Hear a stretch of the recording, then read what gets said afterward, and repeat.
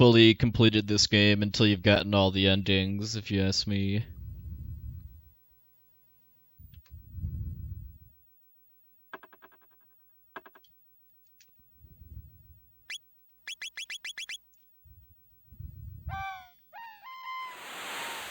A Anatolu City Raider.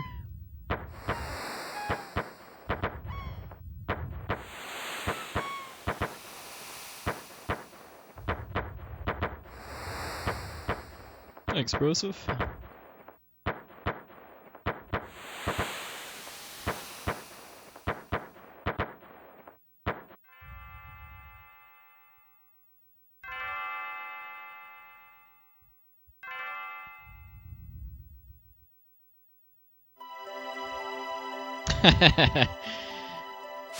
Those wascally balloons.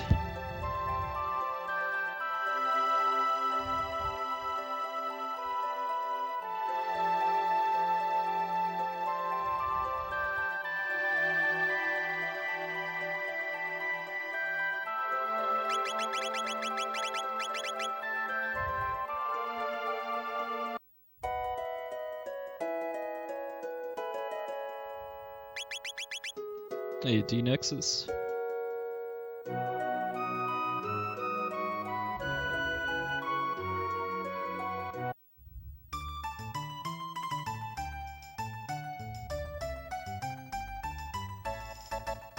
Hey, Rageworks. Thank you, thank you.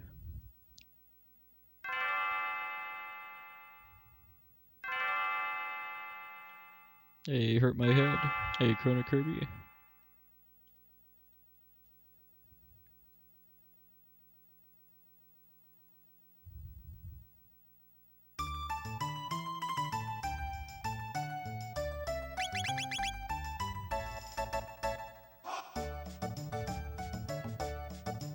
Oh, nice. I have never actually managed to do that, Sonic. Although, to be fair, I haven't really seriously attempted it, but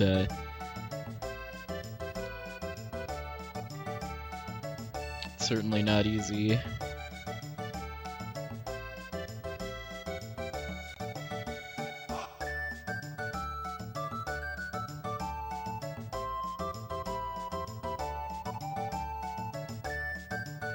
People don't know we're talking about that candy cutscene I just did is skippable if you do a really precise movement around the event trigger.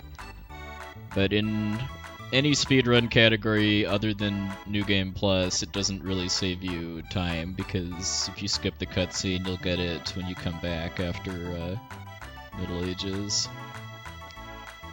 I believe if you do it in a full game run, it saves like 1 second because of cutting out having to walk back towards the candy stall.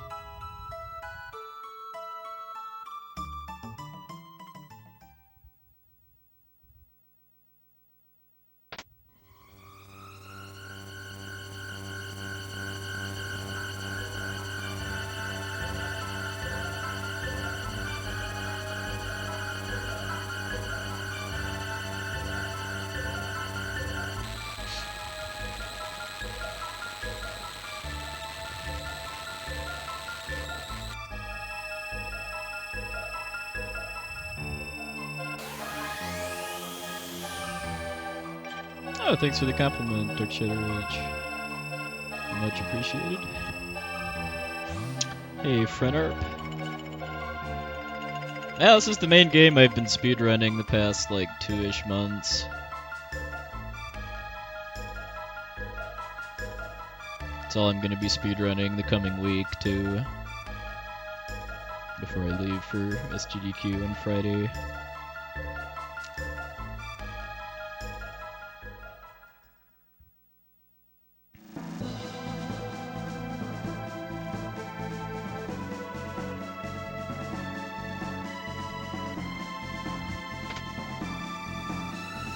Hey, RPG chick. Here's the SGDQ schedule. Yeah, it's gonna be on Thursday at roughly 3:30 p.m. Central Time.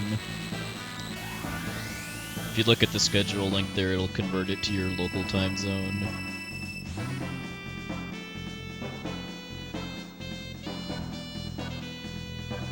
Yeah, I am aware that my streaming times are kind of bad for Europe, but that's unfortunately just how it works out as far as just when I have enough consecutive free time to stream longer runs.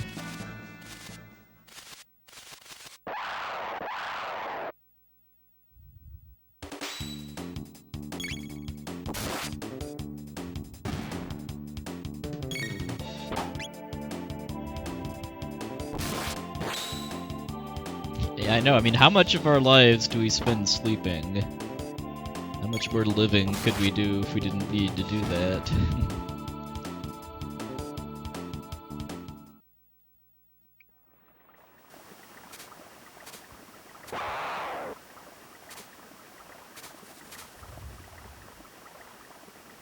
Come on, open the chest.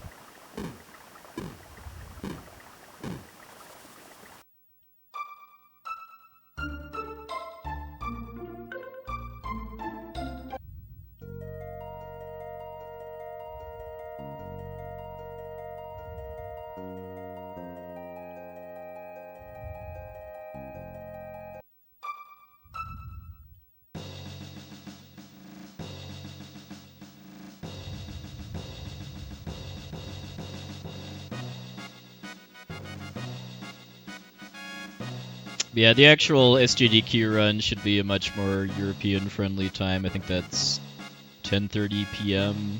European time.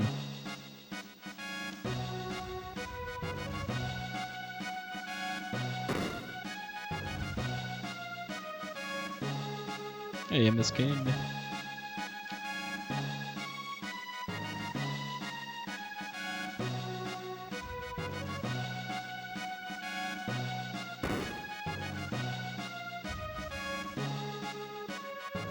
Thank you.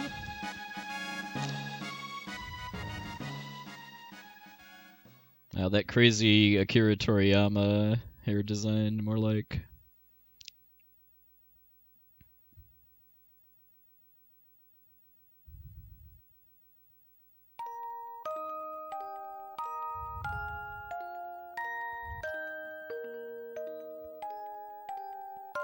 Thanks to the host, Broseph.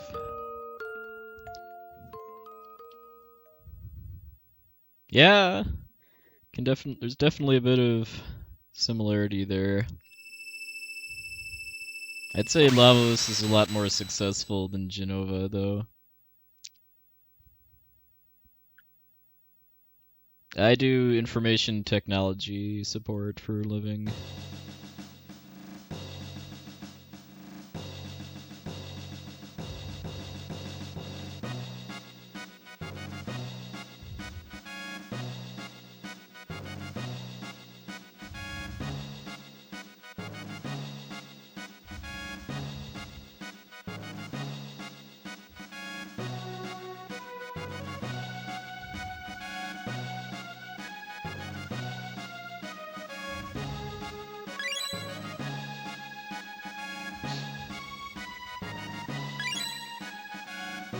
Hey, Dying Evening, sir.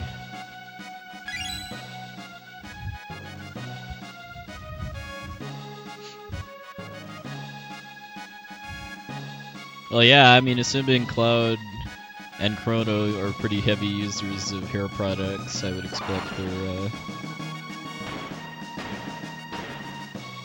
hair could be used offensively, like Grobek and Chrono Cross.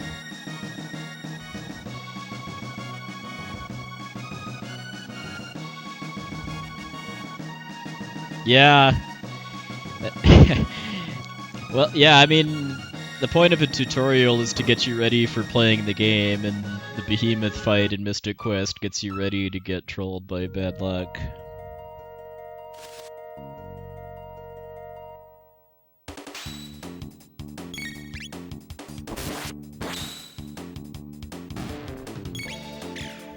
Yes, that is indeed Palmer for my thumbnail.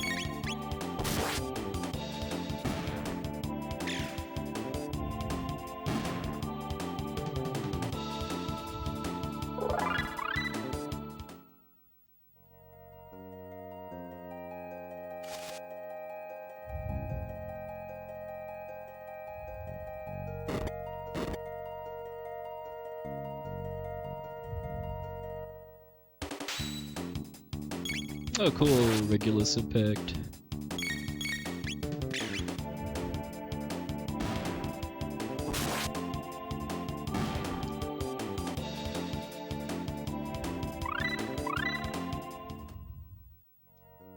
I haven't actually played the Steam version yet. And it might stay that way too, but you never know.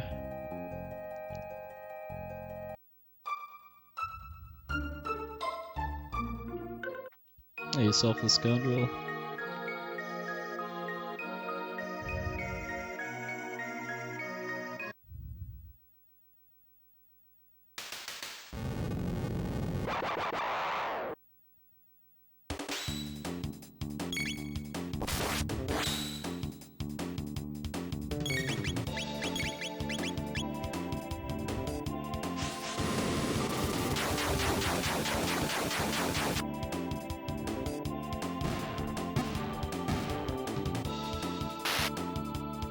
Thanks, coach.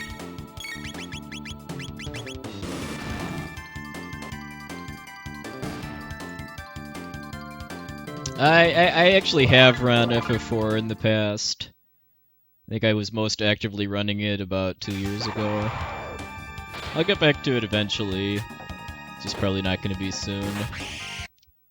Unfortunately, Essentia is not able to make SGDQ.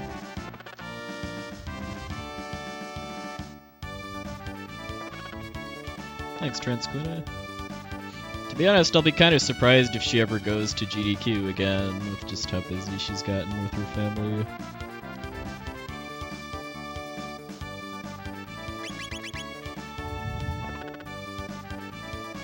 And the fact that RPG Limit Break is a thing now and massively more convenient for her.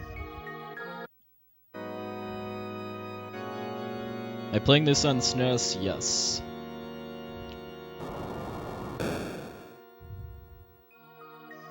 Thanks, Delicious.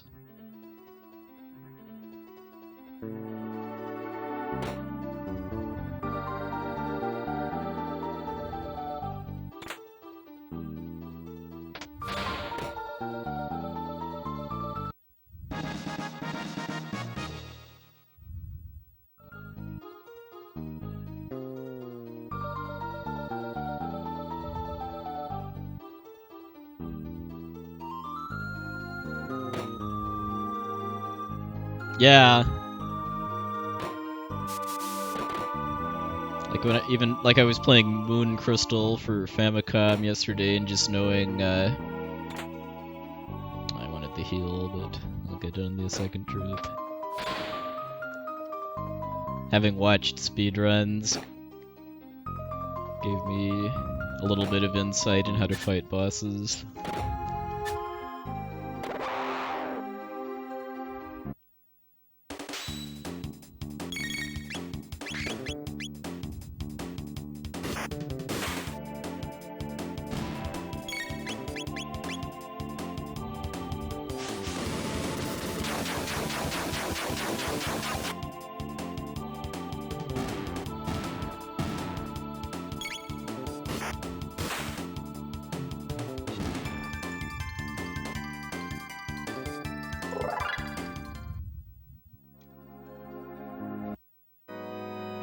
I'll explain the equip glitch after Yakra skip, basically, because then we got some text mashing.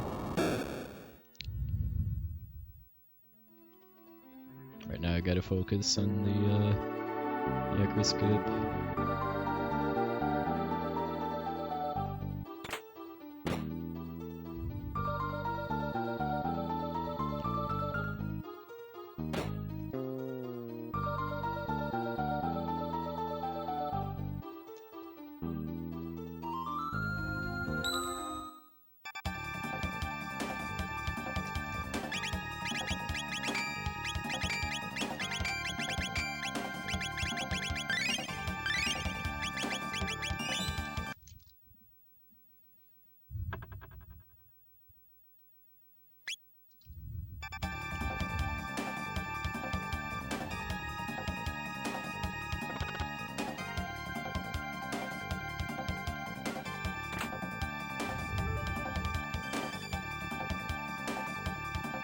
Hey, Mermilio, good evening, sir.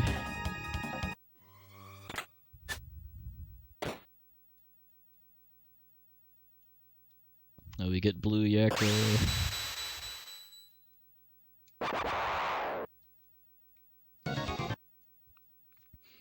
Alright, so what the equipment glitch does is that it glitches out both your elemental resistances and your magic attack stat. And that you get almost total immunity to all of the elements in the game except for fire. And then you also get a fairly substantial buff to your magic attacks.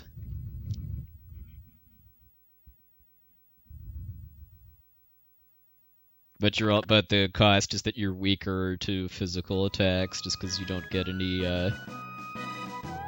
any bonuses to your defense stat from armor.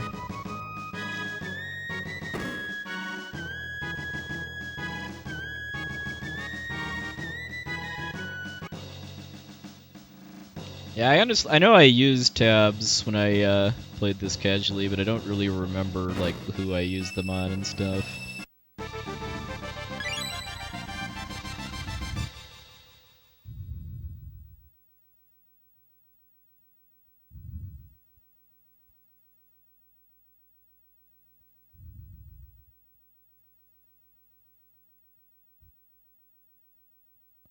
Thanks, Baron von Bowser.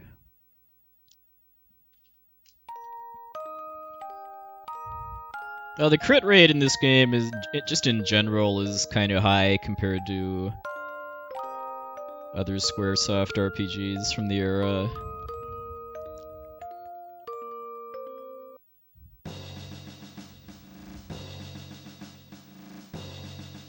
This speedrun isn't really a fair representation just because I'm doing some RNG manipulation to guarantee critical hits in quite a few fights. Hey, Control Alt.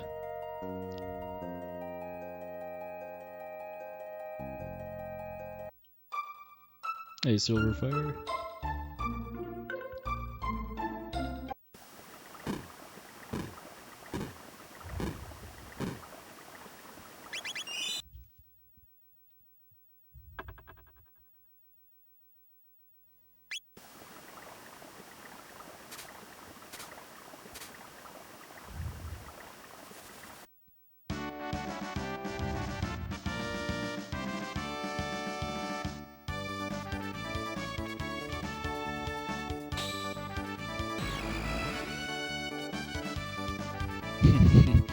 Yeah, I do find it a little funny to see people already kind of hyped for a SNES classic after what kind of a train wreck the NES classic was. Not a train wreck for Nintendo, I mean, but a train wreck for like people that wanted one.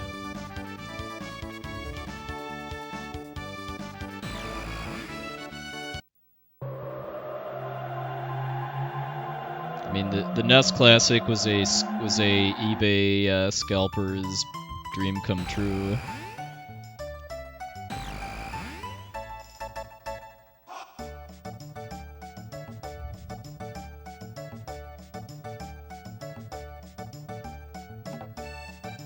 I don't know. I mean, they knew that there was demand for it, and like that all of their supplies sold out, and then they chose not to make more of them. So I'm not sure what exactly that says from like a business standpoint, but I'd be honestly surprised if they change at all for the SNES Classic if it happens.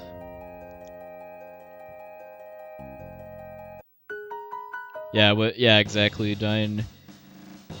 That's why speed tabs are the main ones used in the speed run, just because 1 point of speed makes a much bigger difference than 1 point of magic or strength because of speed being a scale of 1 to 16 instead of 1 to 99.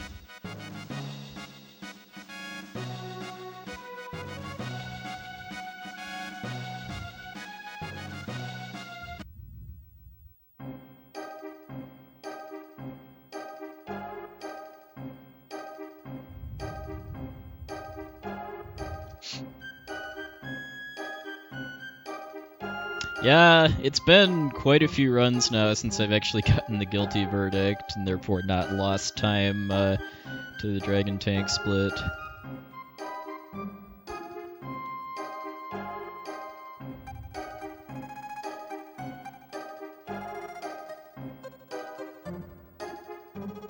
Yeah, I mean, because the main beneficiary of the fact that Nintendo didn't make enough NES classics to meet the demand was eBay sellers. It wasn't really Nintendo as far as who made out the best.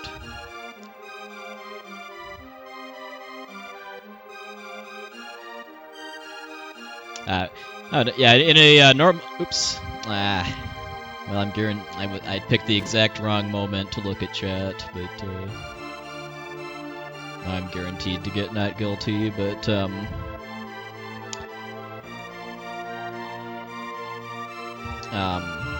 in a casual playthrough, you want to get not guilty because then you get some bonus ethers.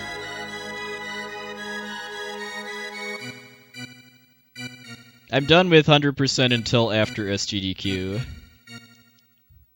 Then I'll be getting back to it.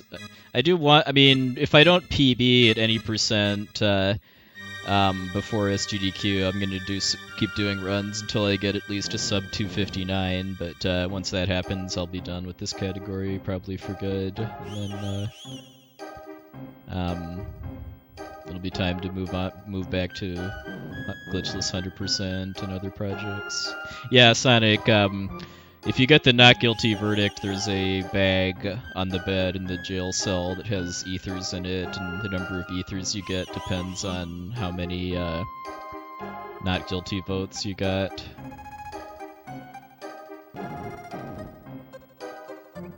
Thanks, Sappy Squid. Nobody else submitted Chrono Trigger to SGDQ besides me.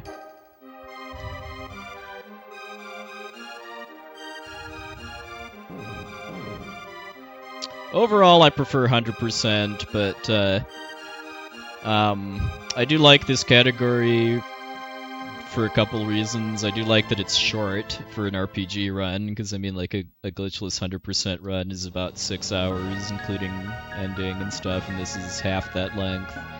And then any percent has the Lavos shell fight, which is a gameplay element that's not in 100% at all, as far as just a really long and intense boss fight.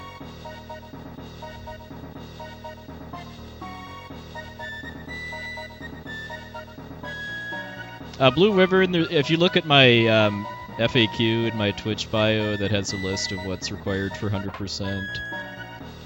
It does not require getting multiple endings or doing anything in the New Game Plus mode.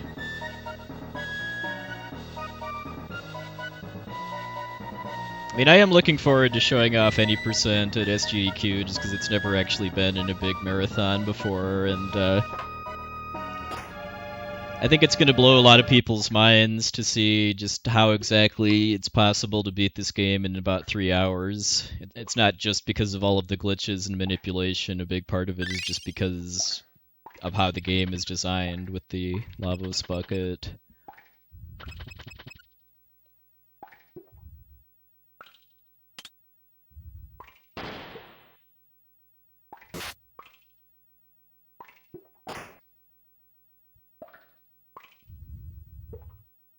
And I understand why they didn't want 100% in this SGDQ, because they took full-length runs of Final Fantasy VII, Earthbound, and Kingdom Hearts 2.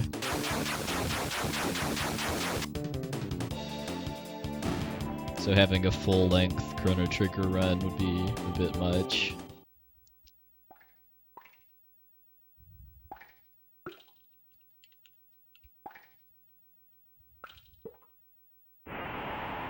Oops.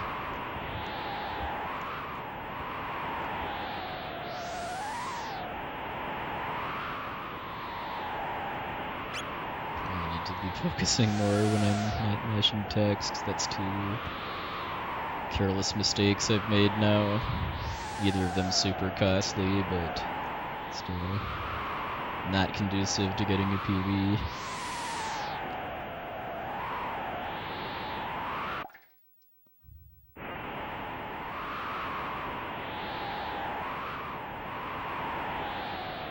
Oh, there's always divisive opinions about everything, really, that's in GDQs. Could have gone for it the last time. These guys are totally random, so it's really easy to get kind of faked out by them.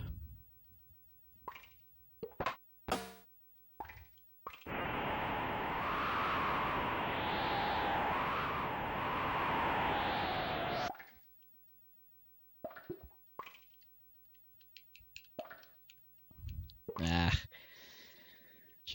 I had the right setup and then just chickened out.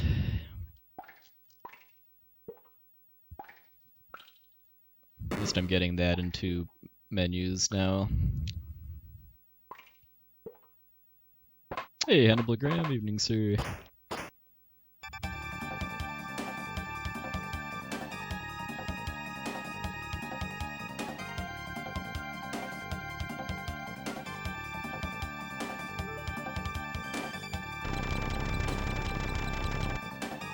If I get caught, I think there is a backup manipulation script for the tank, but I don't actually know it. I mean, if I got caught, I would basically just do no manip strats for the tank, where I spam Fire Whirl until the body and wheel are dead, and then just use regular attacks on the head, which is massively safer, but also slower. Because like this strat I'm using only works if I get enough critical hits on the head to kill it at just the right point in the fight.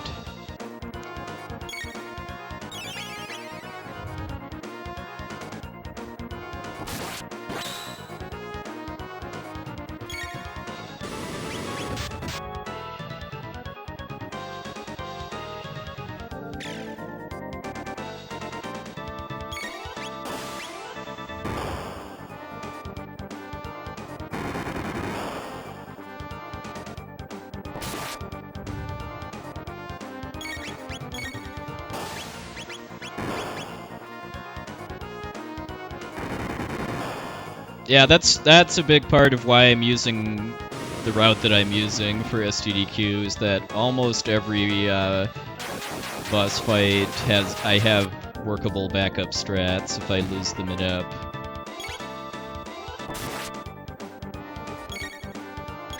Which is not the case in the world record route. It's, I think, overall about 6 minutes faster, but it's a lot more difficult and punishing if you get off manip.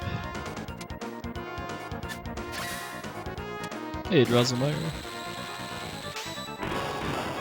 Yeah, Bismarck. I mean, the way these skips work is that I'm triggering a screen transition and then storing it by opening the menu, because when you open the menu, it takes the game 8 frames to fade out, and I can use that to move basically while I have a stored screen transition.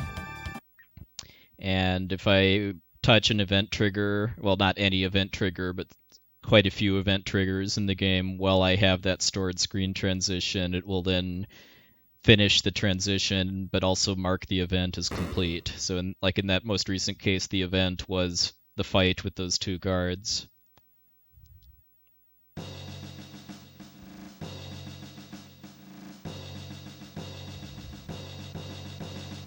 I was able to skip that.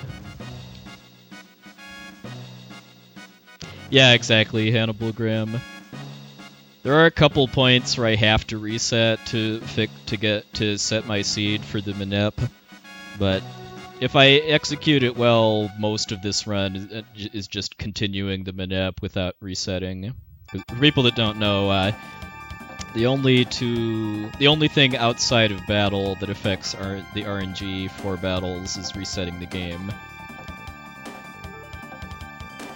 So like when I reset the game in order to skip the encounter in Truce Canyon when I was going back to 1000 AD, I actually timed my load in order to set the RNG seed for Dragon Tank.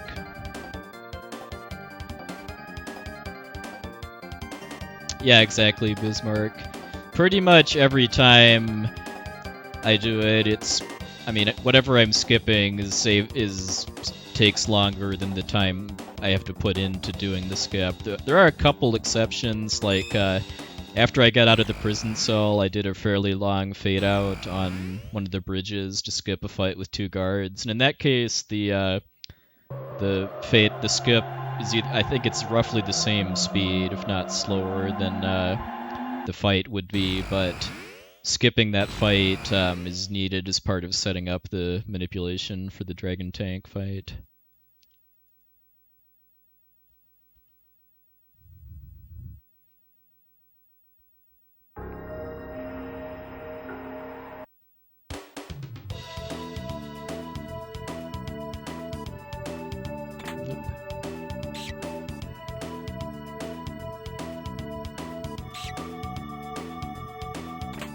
Expecting that, given that I derped around a little bit getting the Berserker.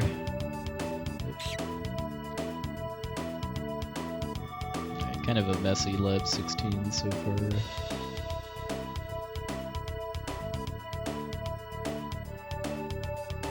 Probably on my way towards a red Aerostone split now.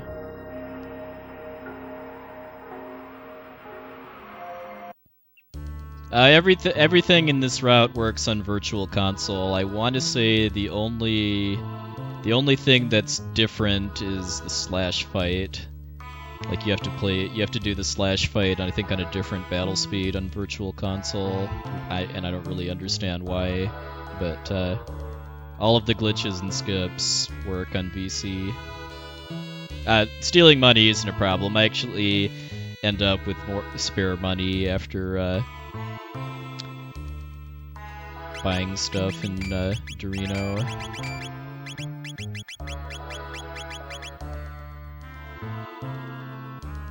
And the normal route does actually get 500 gold stolen too.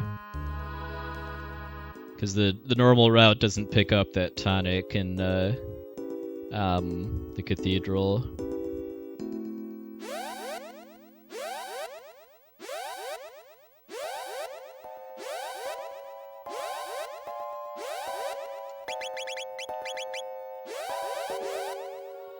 Might have been able to make that without that last fade.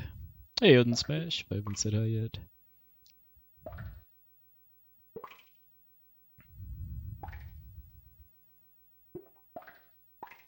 Is there a way to lower the amount of turns you need to take in the final scene against the Lavos Core?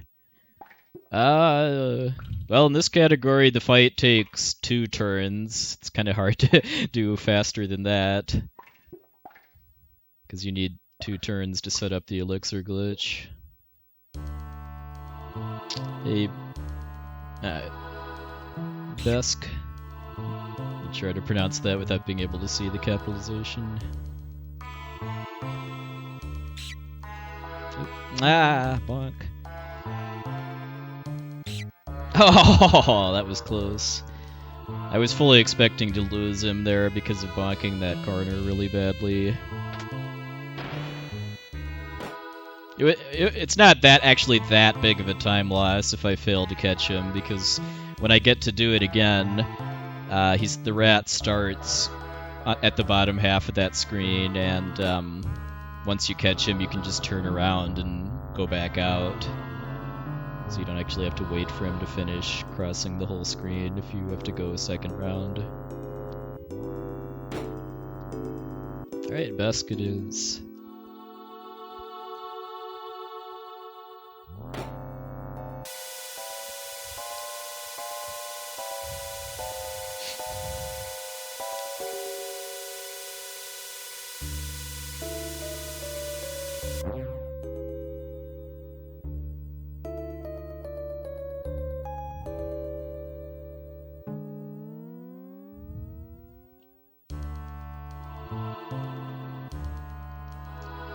In glitched categories, Lavos Core is just basically manipulated to kill your party in a order that lets you set up the Elixir Glitch. Because you need him to kill your characters so that the one that has the green dream is the last to die. Hey, Drifting Skies, thank you, sir.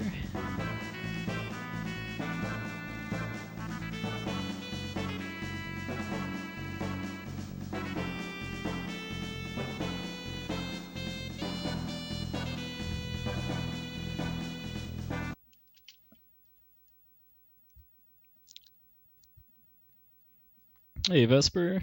Well, this is the first of hopefully 2 runs tonight. Getting through the first half hour without losing time is still eluding me, but I think this is the closest to my PB I've been so far after Aristome. It doesn't really matter until Hekran and Zombor skips, though. Have I tried running Chrono Cross? No. Realistically, probably not going to happen, mostly just because of the length. I mean, I do like Chrono Cross, but it's I think it kind of falls in that category where I don't like it quite enough to do a 7-ish hour speedrun of it.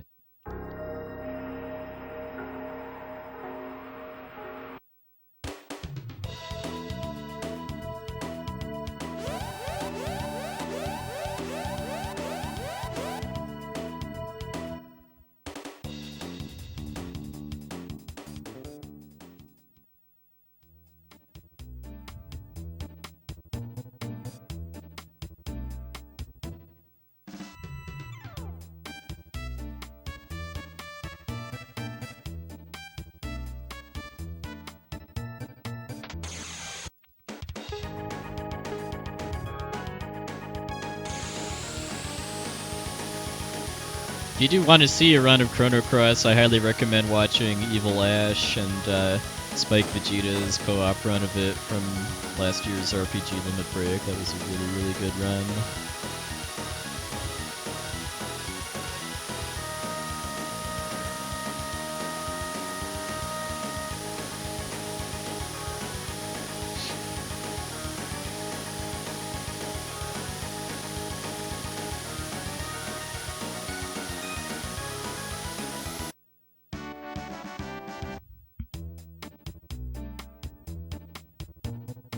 Poxnor quit speedrunning a few years ago.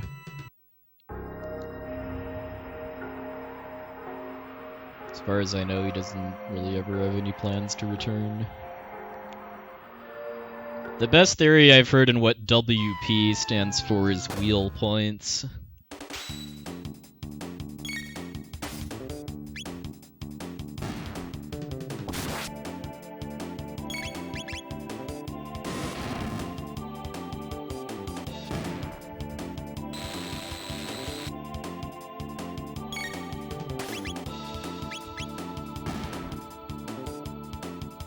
Oh, so I didn't actually get the mid tonic from the second guard. Actually, I should have caught that sooner.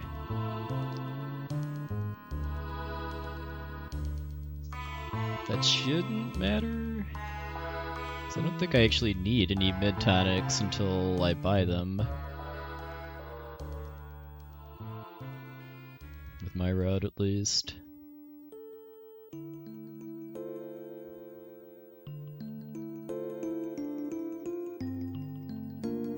Yeah, because I shouldn't need any healing items for the R series, and then I'm not actually really fighting anything that requires healing until Mazimune.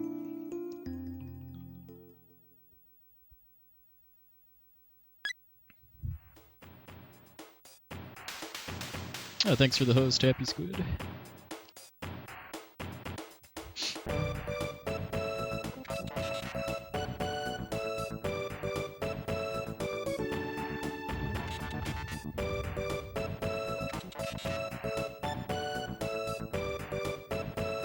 That's a good question. If he ever actually uploaded his Triple Triad Helper program anywhere, I would expect it would be on the Speed Demos archive forum.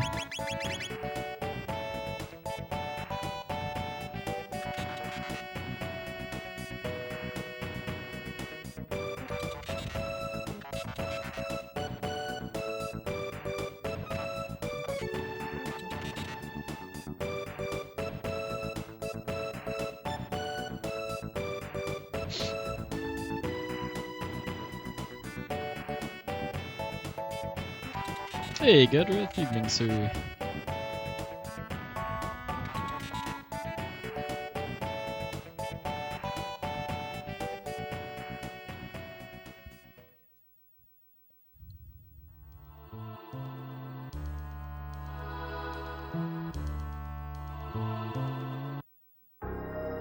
Thanks, Desrepro.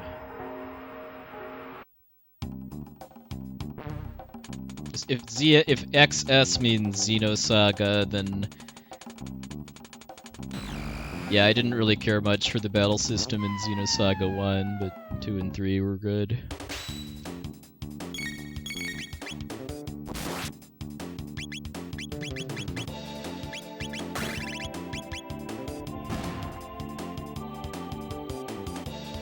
No, this is Super Nintendo, Vesper.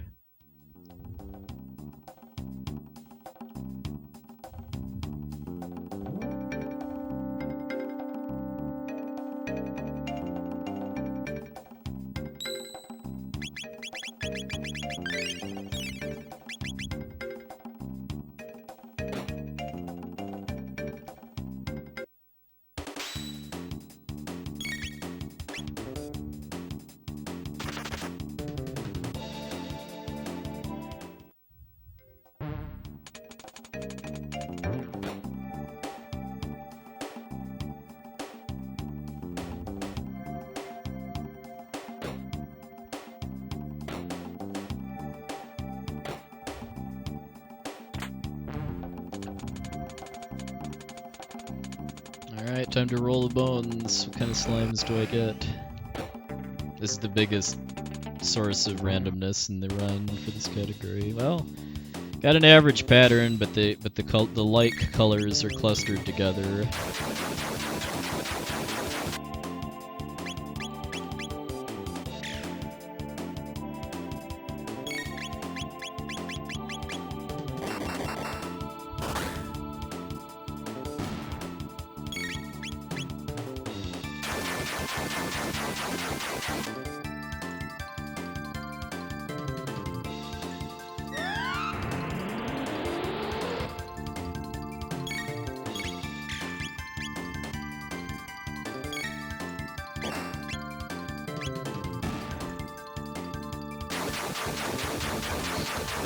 Yeah, it's possible to get all greens. I don't think I've ever actually gotten all greens in a run, though.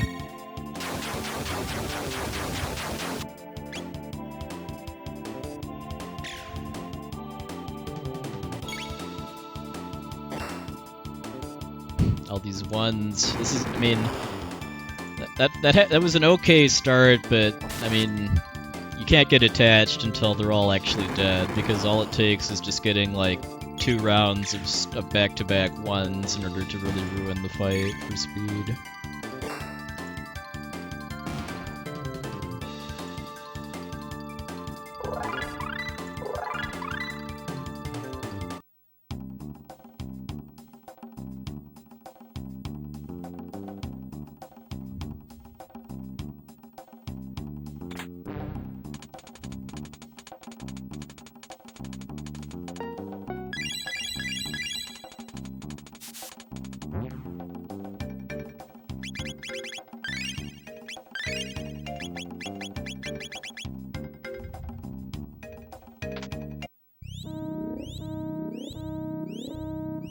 Yeah, I mean, I'll probably break even or lose a little bit of time. So I had a pretty mediocre acid alkaline fight on Friday, but I still gained a couple seconds.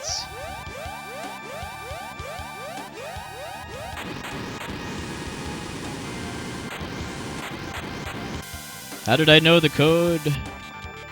Having played the game before. A little, yeah, it's kind of an oddity that you can skip half of this dungeon by already knowing what the password is, but you can't do it in the Aristome. I mean, from a game design standpoint, the only real logic I can think of is that if you could do it in the Aristome, you could skip the boss. Whereas here, you're just skipping puzzles and normal fights if you enter the password without learning it.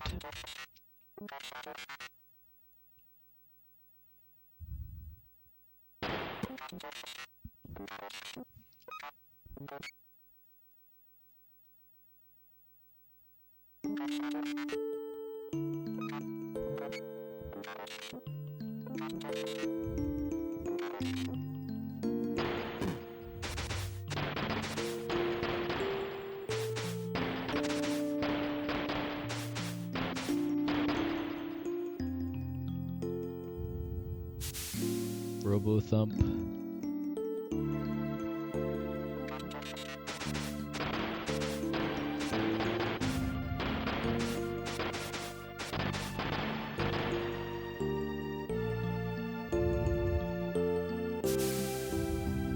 Well, not just friends, like brothers, basically, in this sense.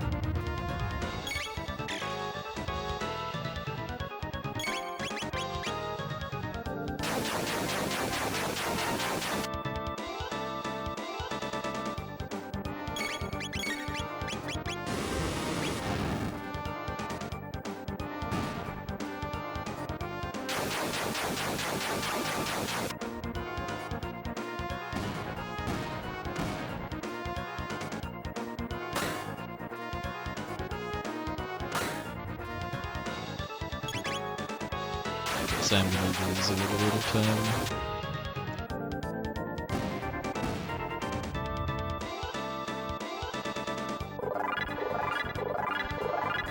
Thanks to all those ones I got in the latter turns of the acid alkaline fight.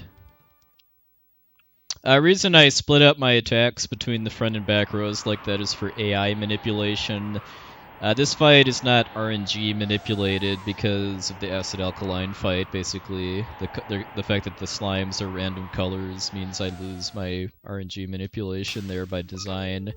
But the R series AI is pretty easy to manipulate even without full total control over the RNG. And just doing the order of attacks I do there just prevents the robots from using their nastiest attacks. Also minimizes the number of turns they get.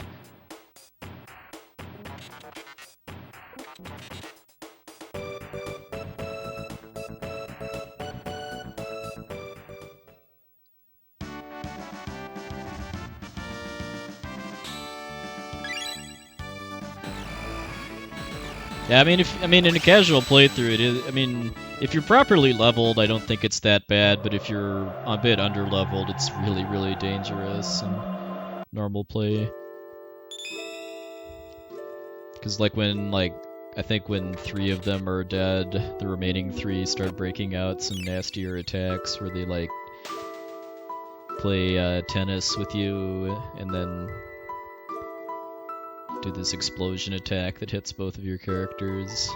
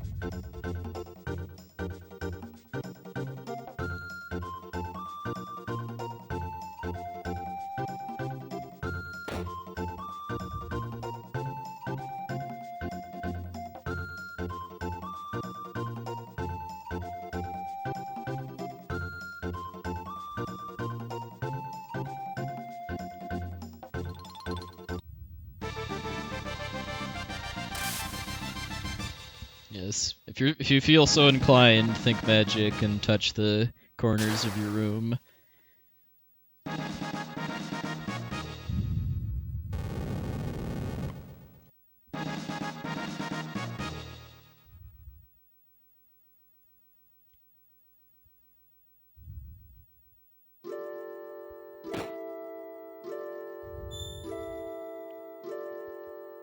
Got the Specchio skip too.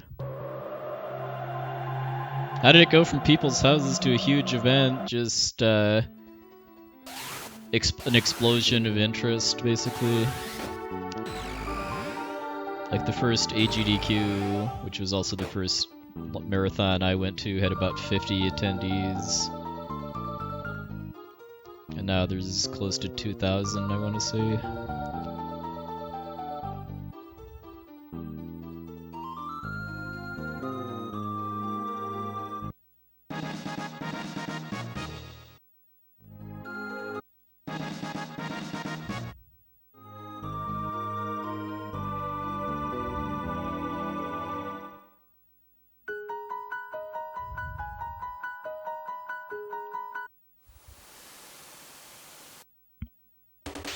Scipio, I like that.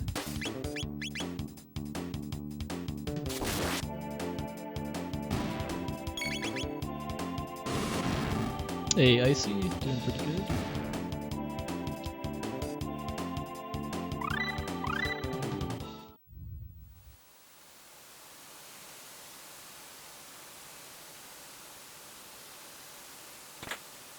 How did I get into speedrunning? That's actually kind of a long story, too. The short version is that I found out about Speed Demo's archive in 2005 through an FAQ for Metal Gear Solid 2 that had a link to the then speedrun record.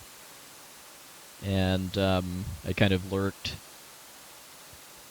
as videos were posted since then, but I wasn't really inspired to do my own runs until streaming became a thing and I was kind of able to see the full process that goes into making a speedrun. It wasn't really until around that time that single segment speedrunning of RPGs really took off too.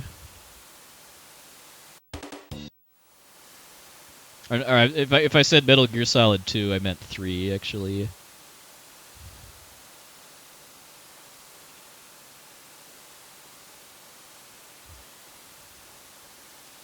Yeah, we had quite a few non-speedrunners, or well, not really, well, just community members that don't actually do their own speedruns attend Limit Break this year.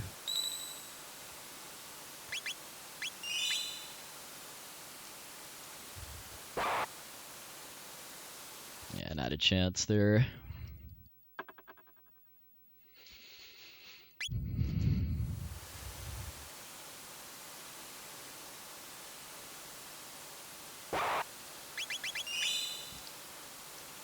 That looks better.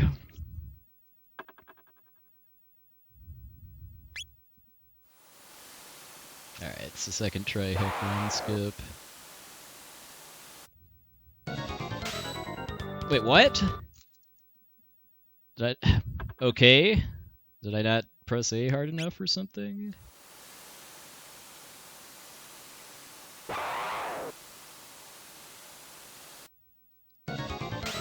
What is going on here?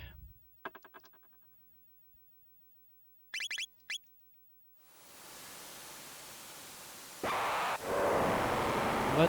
I don't know what happened there, and that just probably killed my run, honestly, for PB.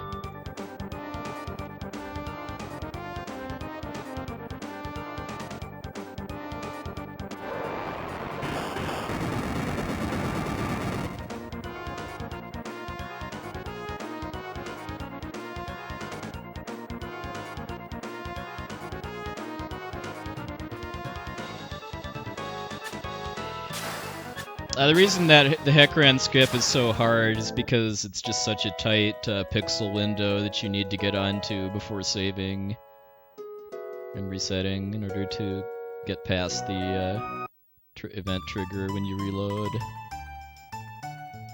Well, that would have been an okay time if that weirdness hadn't happened.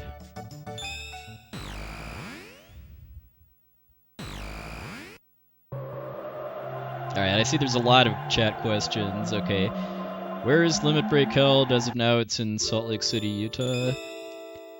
Do I ever plan on making it a twice-a-year event? No. I don't think there's enough interest to support that. or attendance and submitting runs.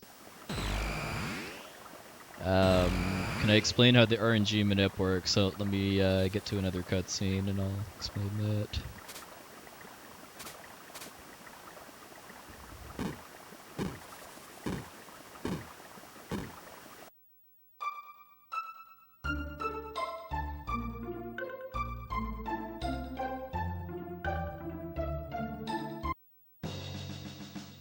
Alright, so the RNG is based on a seed, which is just a number that I think is between 0 and 255. And whatever that, based on the value of that seed, if you start a fight with a known seed value and then perform the same actions, you'll get the same results every time.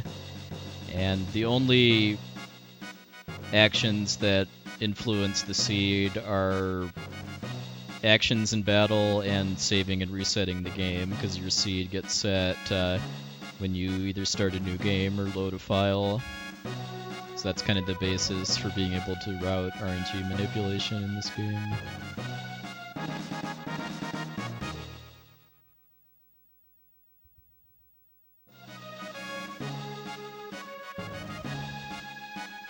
Why have they gone the full 8 hours? I would expect because the runner refused to split it up, or the organizers didn't ask him to.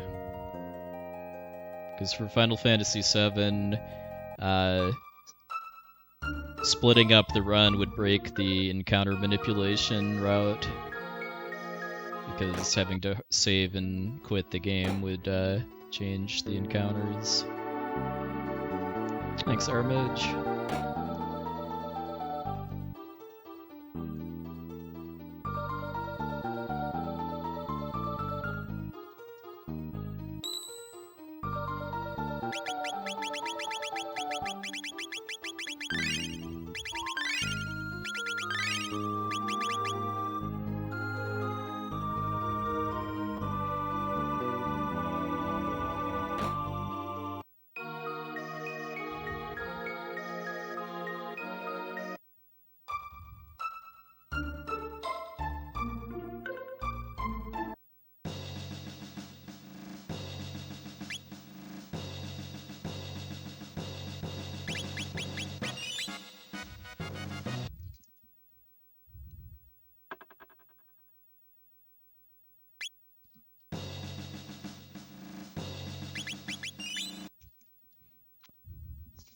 Why did I have to fail Heckran skip 2 times, weirdly, too? Because that first try is on board. Although I've gotten a lot more consistent at this skip lately, since kind of fine-tuning my setup a bit.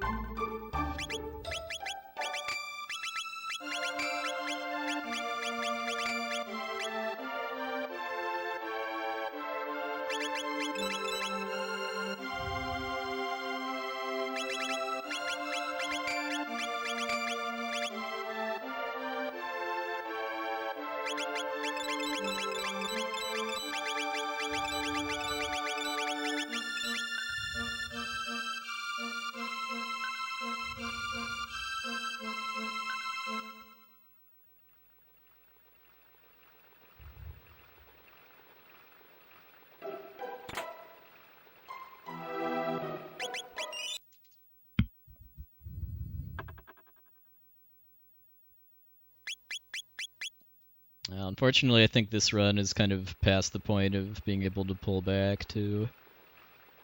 When I'm running against these splits, what I've noticed is that the first hour of my PB is actually fairly good for my ability, and then not so much so in Magus's Castle. So in order to have a shot at a PB, I need to be under a minute in the red as of entering Magus's Castle.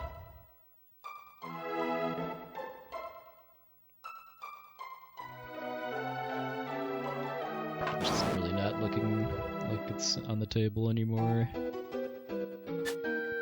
think this can still sub 3 though.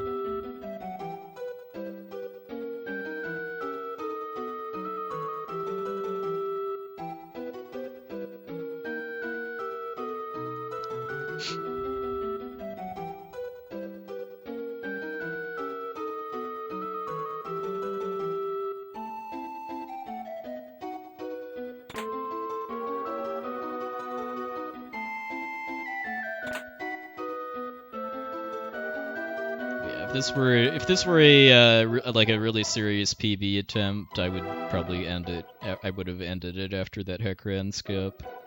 I just lost way too much time there for getting it sub 259 to really still be possible. Hey, Rizu.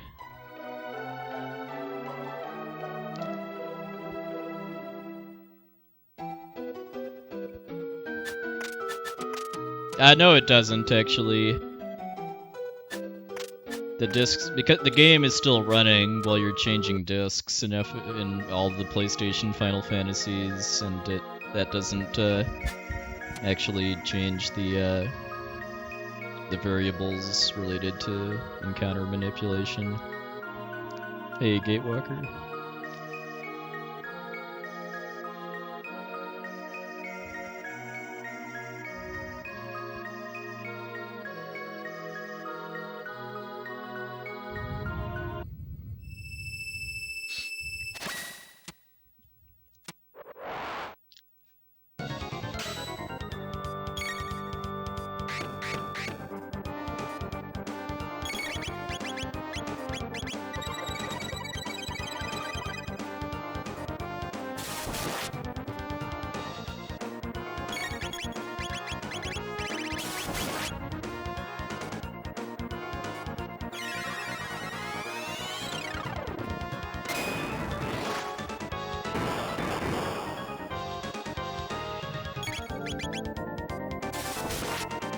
It just kind of depends, really. It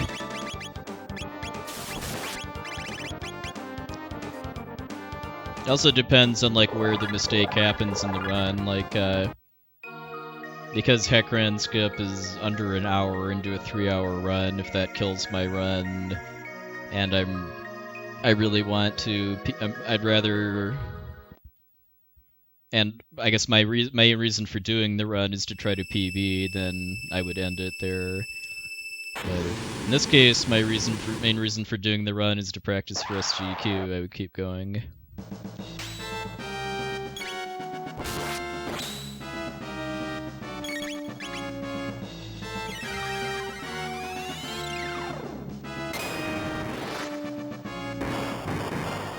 Like another example would be Final Fantasy VI. I mean, it's pretty easy to lose a run to the fishing, but that's also both really late in the game and also right before my favorite part of the game, which is the World of Ruin. So if my run dies to fishing, I'm gonna finish it off anyway, just because I like playing that part of the game, no matter what, basically.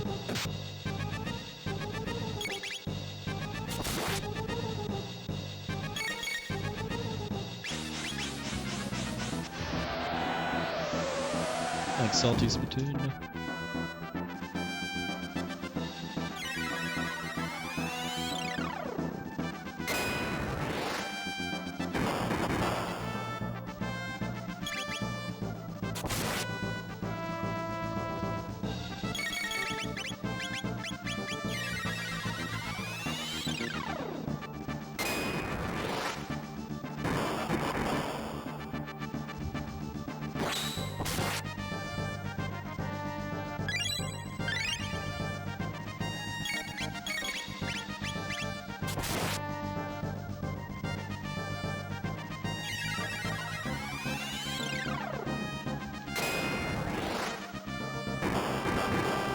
I'm always learning stuff about the games I run.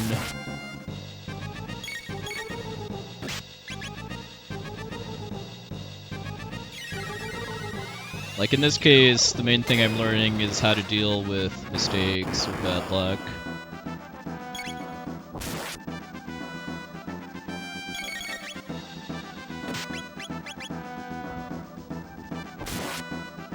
Thanks, Icy. I have no aspirations to get the record at this run.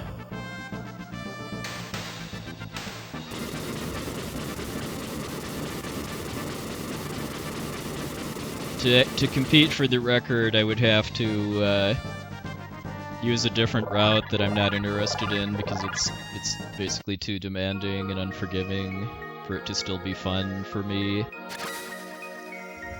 And I would also just have to really grind. I would also have to be willing to reset runs over like bad acid alkaline fights, because that ends up mattering a lot if you want to get like a sub 250. Who has the record? Red Slash.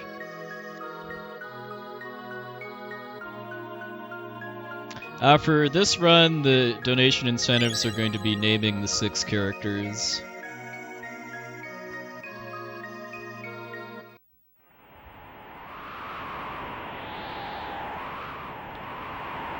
There's a lot of other potential for donation incentives in Chrono Trigger, but unfortunately, almost everything other than naming the characters is in parts of the game I don't get to in any percent.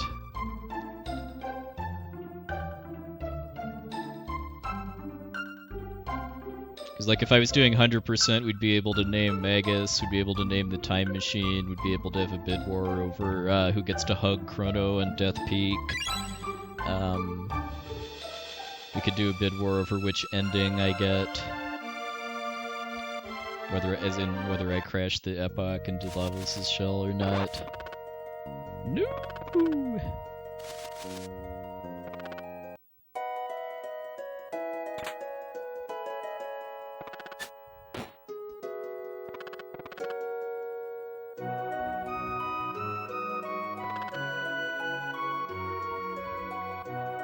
Would I say marathons are easy or hard? In general, I would say harder, just because a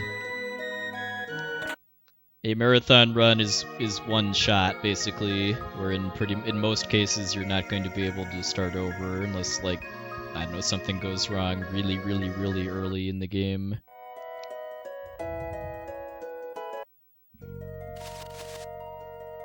Hey, get cooped.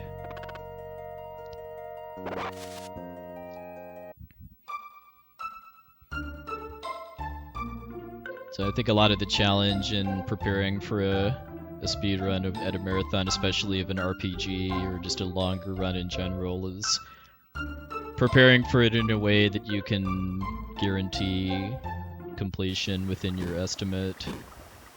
Like my estimate for this is 3 hours and 15 minutes. I'm trying to, I mean, I'm always adding about 90 seconds to all of my practice runs because in my STDQ run, I'm going to be renaming characters as a donation incentive, and both doing the renaming is going to cost time, and doing that's also going to slow down the text boxes and a lot of cutscenes. Like shortening to one character names ends up saving about 45 seconds over the course of the whole game for this category.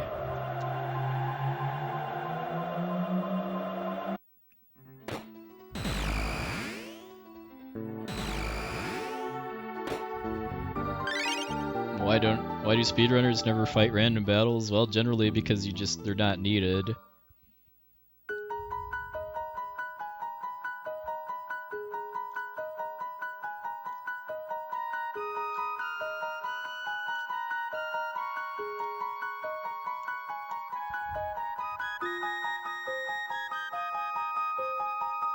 I mean, like the strats I use in this run and basically all other RPGs I run are just designed around having the levels and equipment and stats that I get from either not fighting battles, only fighting required battles, or like doing like the minimum amount of grinding I can get away with and still expect to succeed.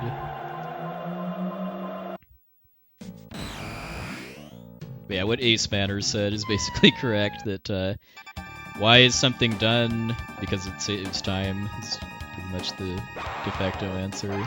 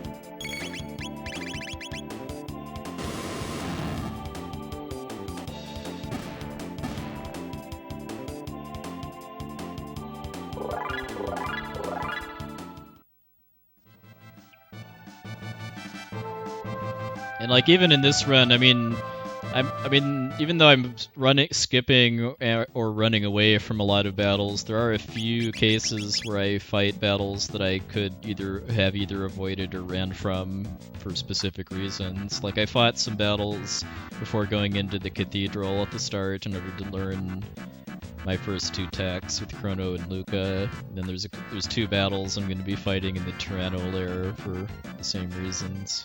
Hey Alta, good evening, sir.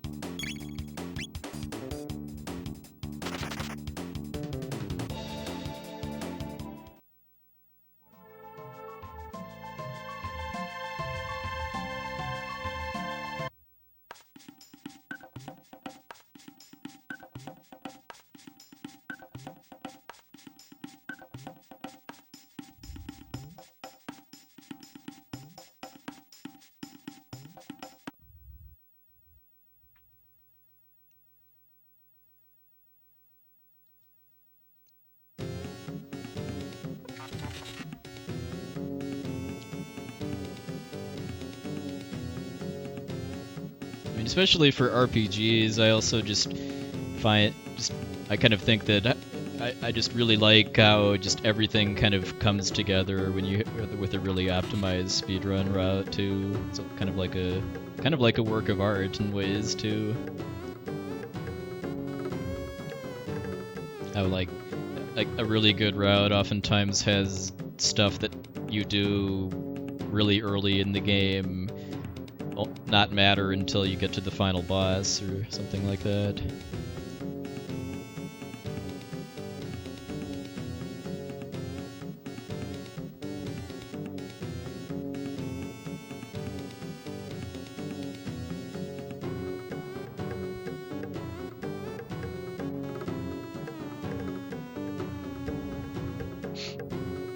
Because like here, the whole reason why I changed my party before triggering this cutscene was to get the fastest possible variation on it, just because what happens in that cutscene before you start the soup drinking minigame varies depending on which characters you have with you, and having Robo and Luca gives you the fastest possible version of it.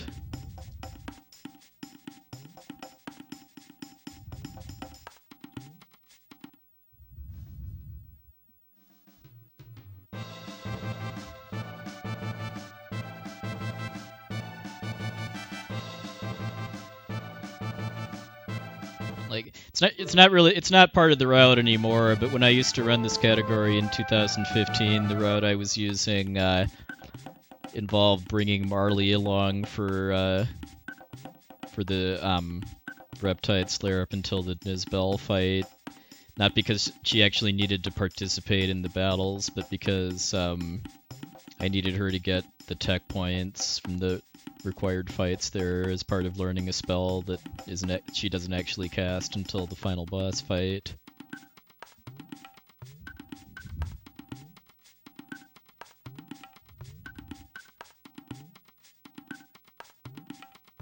Yeah, if you bring Marley to that cutscene, you have to wait for her to dance by the fire for a while before you can advance with Ayla.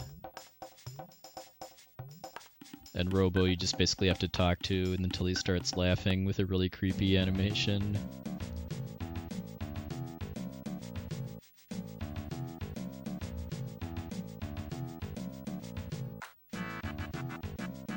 Like doing routing for these runs often has another layer of kind of working with glitches too. As far as like how to make use of glitches without breaking the game too badly to make it uncompletable.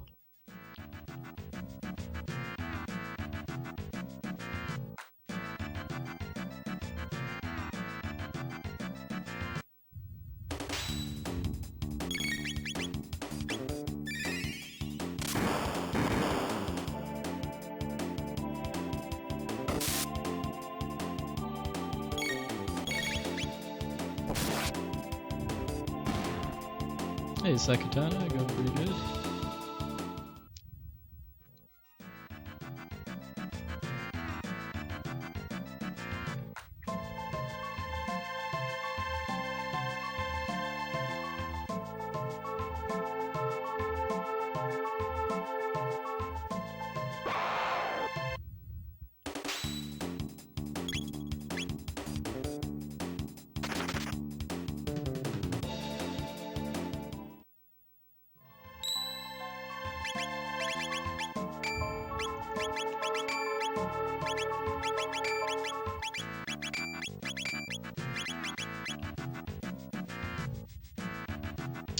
The times are my personal best, my fastest run. So like in my 2 hour and 59 minute run, I beat Nizbel at 1:18:57.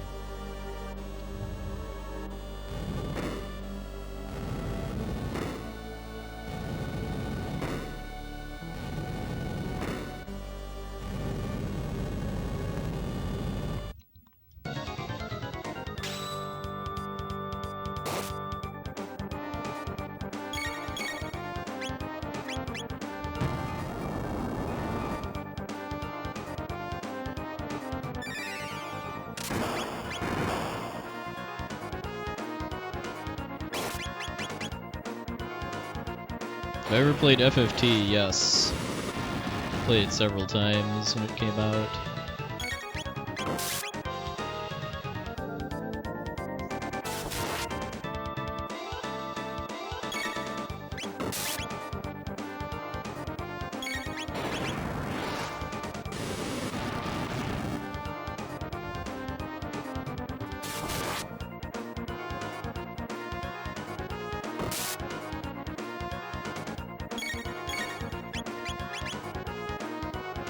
No, I was actually, my run on Friday was like 25 seconds off my PB.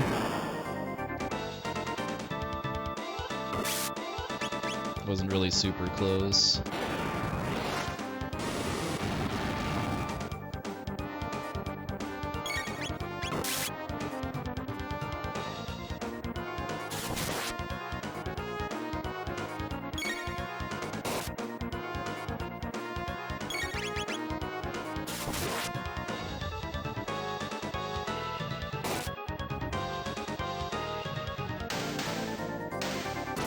Nice. I think that basically just tells me that I had I just had good movement in that segment and then gained 3 seconds from not needing to party change an extra time just because this route,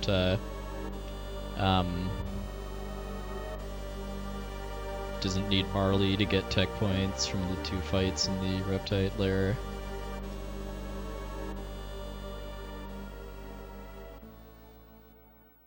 I do casual gaming too, I just don't stream it really ever. Like I very, very, very rarely stream games that I haven't beaten yet. Mostly just because I don't want to feel pressured to be entertaining when first playing games, and I also don't think the way that I play games for the first time is particularly entertaining to watch, too, because it's very slow-paced.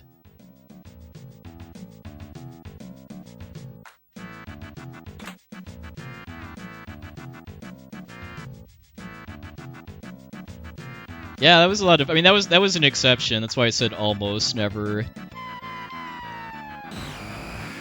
Like, the main reason I streamed that was because I wanted my my friends that had introduced me to the game to get to watch.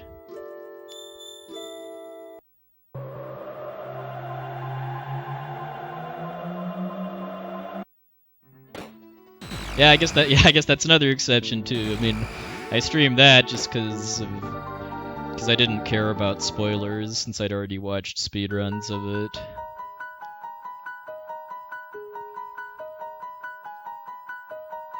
And I also just wanted to kind of boost awareness of the game a little bit too by streaming it. because it's a pretty obscure game because of not having been released outside of Japan. I guess that's another reason for me to stream non-speedrun content of games too, is to make more people aware of their existence.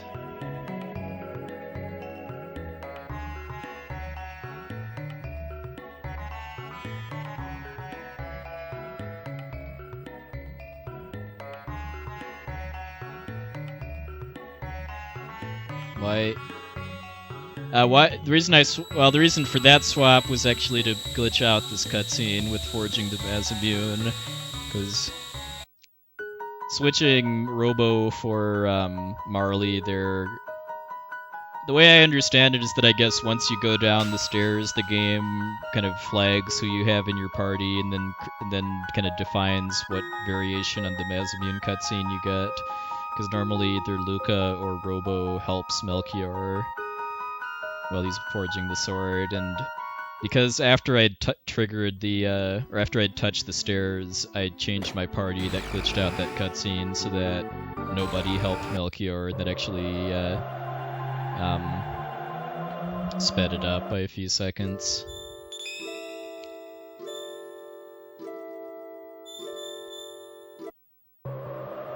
Yeah, good memory, yeah. I mean, that was a case of a game. I mean, yeah, Little Nemo is a game I had beaten numerous times before. And like when I did Link's Awakening DX, I'd already played the original version of Link's Awakening numerous times. I'd just never played the Game Boy Color version before.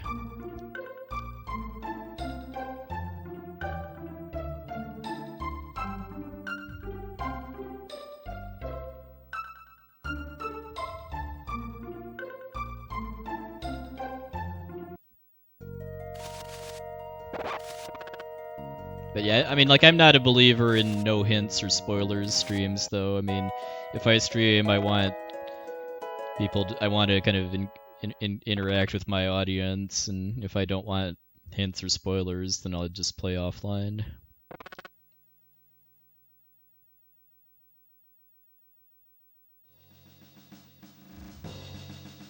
I don't really have a single favorite RPG game. There's so many good ones.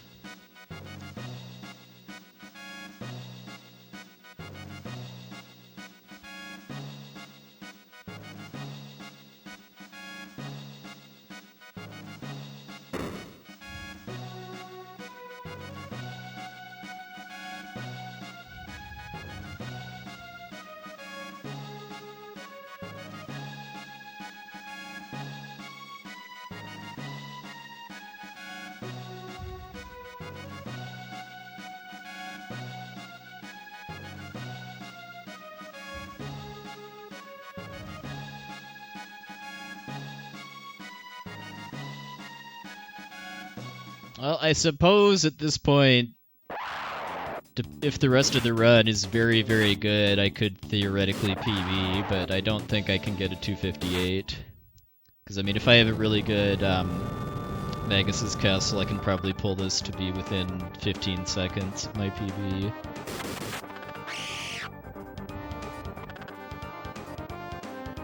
But actually getting ahead is probably not happening until the Black Tyranno, if that part goes well.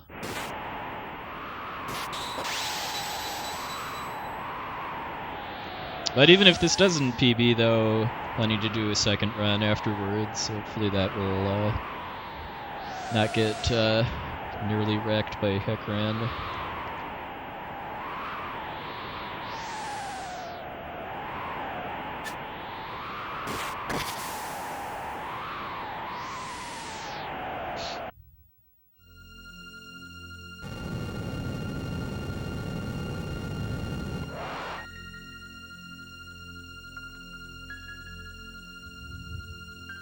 Yeah, if the Berserker ring from this game existed in real life, I think Meta Sigma would have one on him 24/7.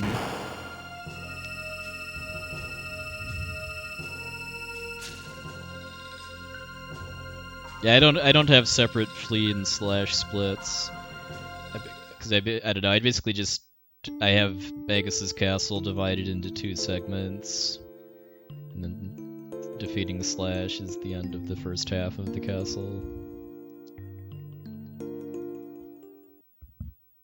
Flea is also a fairly trivial fight too, for reasons you'll be seeing pretty soon if you haven't seen this run before.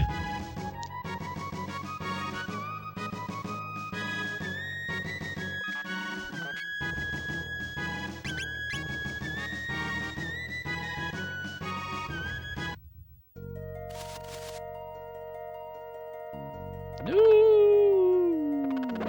Double new run.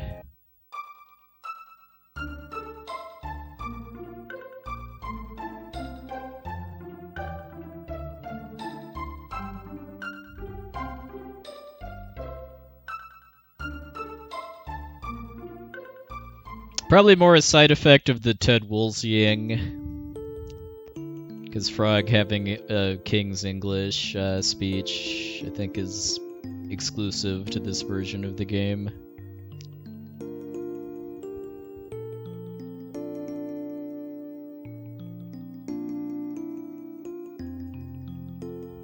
I certainly hope not. I more like to view news as being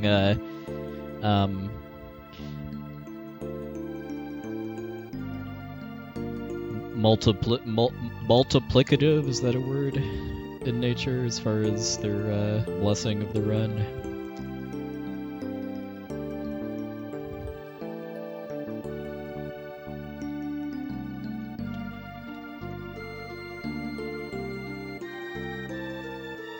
Or maybe it's multiplicative.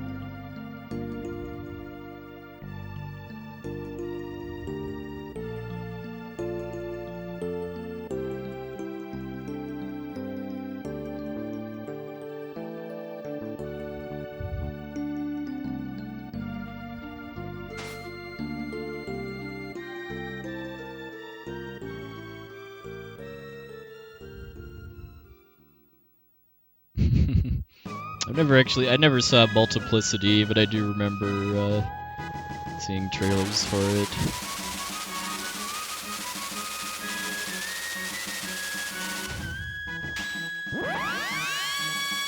And that there were many Michael Keatons. Does Michael Keaton still make movies too? Can't say he's a name I really hear super often anymore.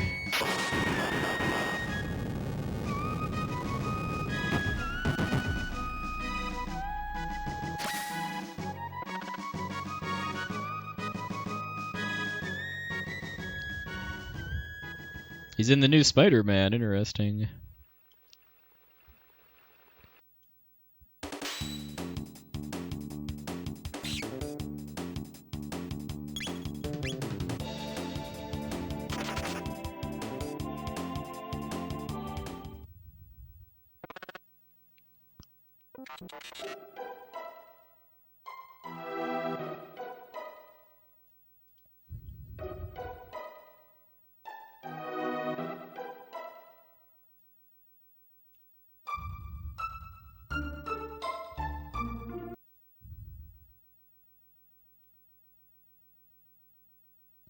I used to watch anime basically until I got into speedrunning, and since then I just haven't had time or interest, really. Hey, Mountain Troll Chief. Well, aside from some really weird problems with the Heckran skip that caused me to lose like 30 seconds, this run's been pretty alright.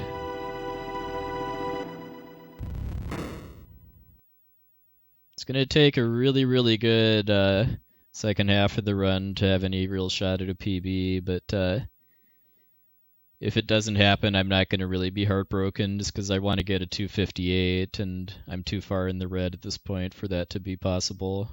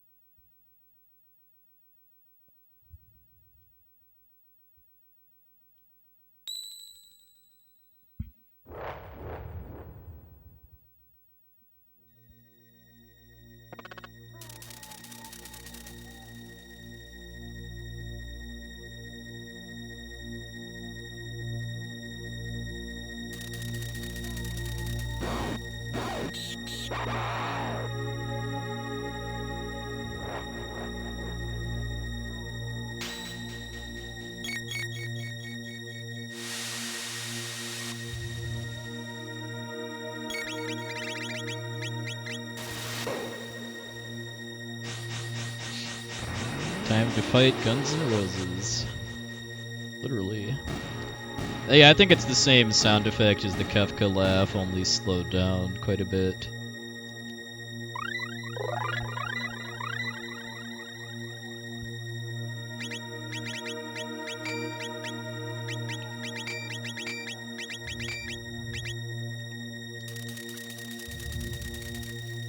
I don't really have a single favorite game or favorite speed game. I like all of the games I've speedrun for different reasons.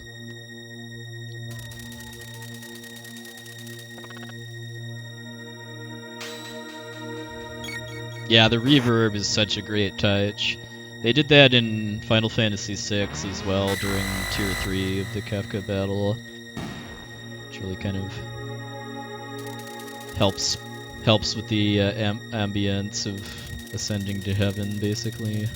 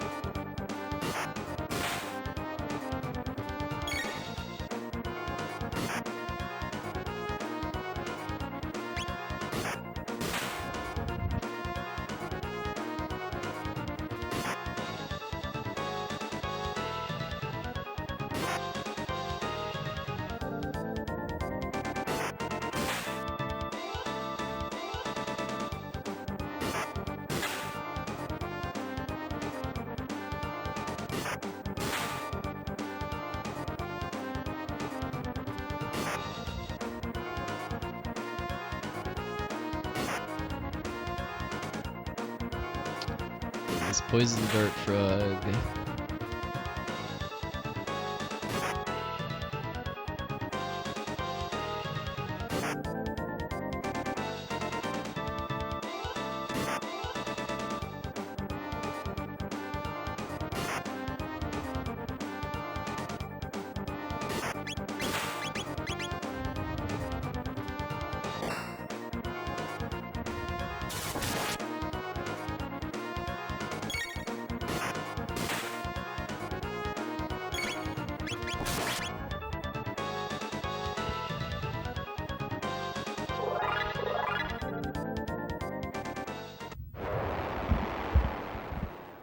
How late do I run on Sundays? It kind of varies from week to week depending on what I'm doing and when I get started, but I very, very, very rarely go past 2 a.m. Central Time.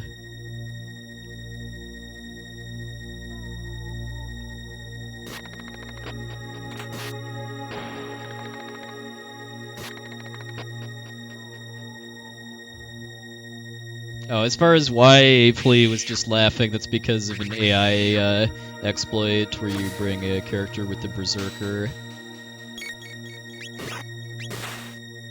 is based on when they get their first turn. That just kind of bugs out Flea's AI.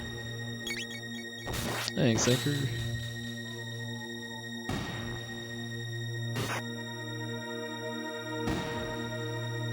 No, I've never played any Suikoden games, although I do want to fix that at some point. Starting with Suikoden 2, just because that's what I've heard the best things about.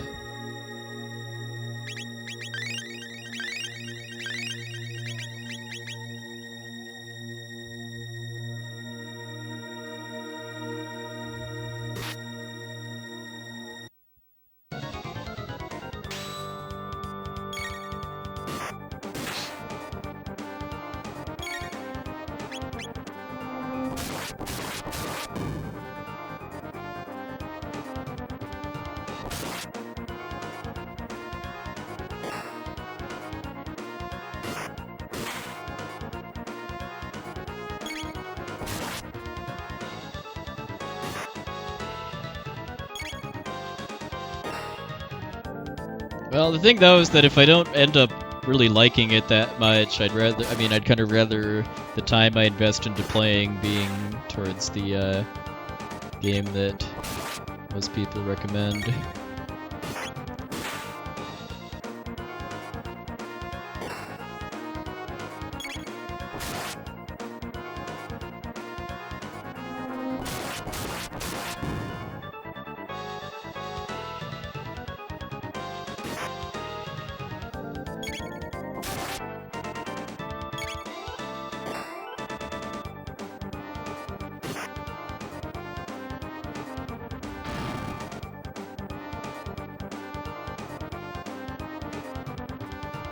Well, I can't really answer that because I've never played 14 and just am not interested in MMOs in general.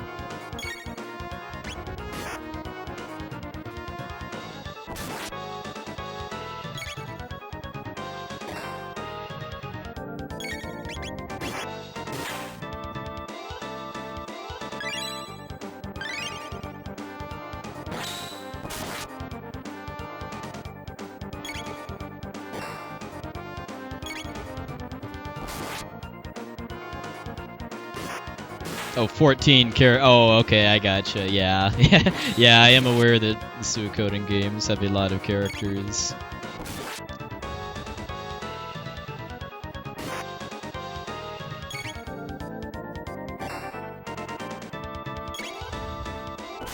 Yeah, I never used the Berserker when I played this as a kid either.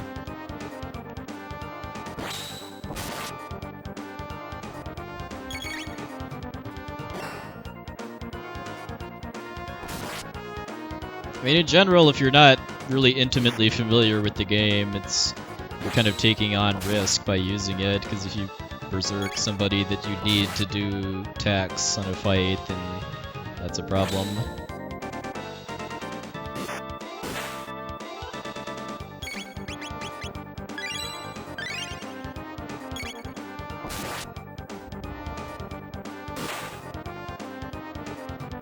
Like, if you berserk Chrono and then fight Nizbel, then you're in for a pretty rough and long fight. Because you have no means of lowering Nizbel's defense. As my good friend Voligen did, playing this as a kid. It was either that or he just never figured out that you have to cast lightning on Nizbel to lower his defense.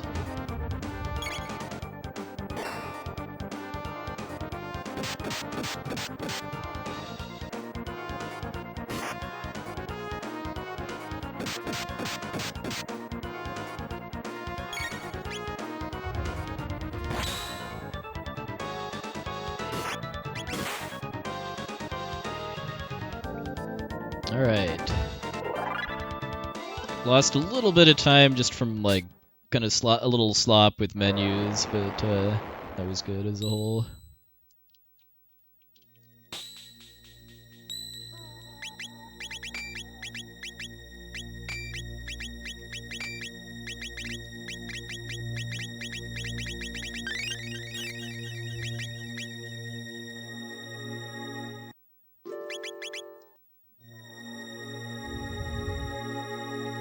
Yeah, it's one of the biggest splits I can save time on my PB on, just because my PB messed up the RNG manipulation and had to reset in order to fix it before coming in here, which it didn't happen here.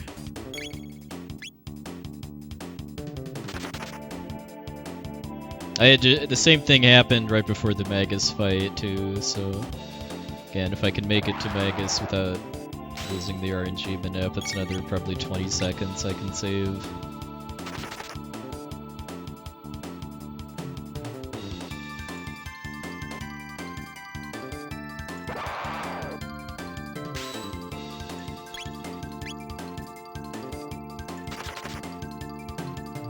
Yeah, it's a solo run this time since Essentia can't make it.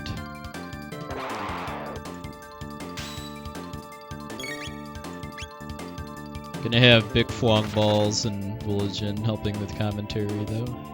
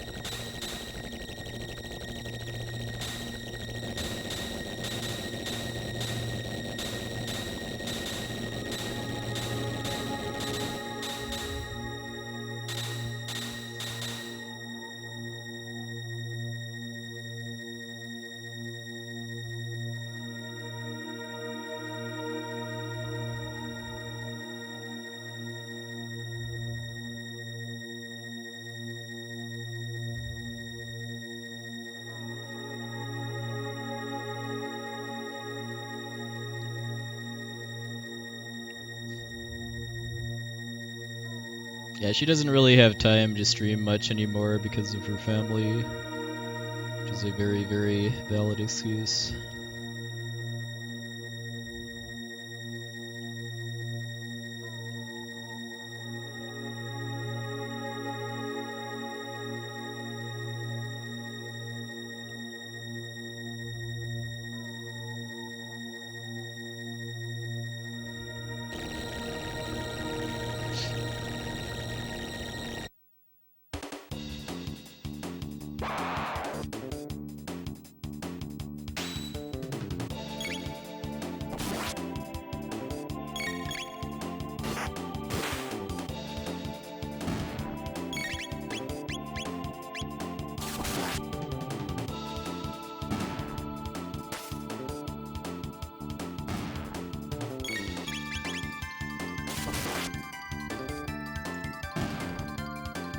Alright, thanks, TN17. Appreciate it.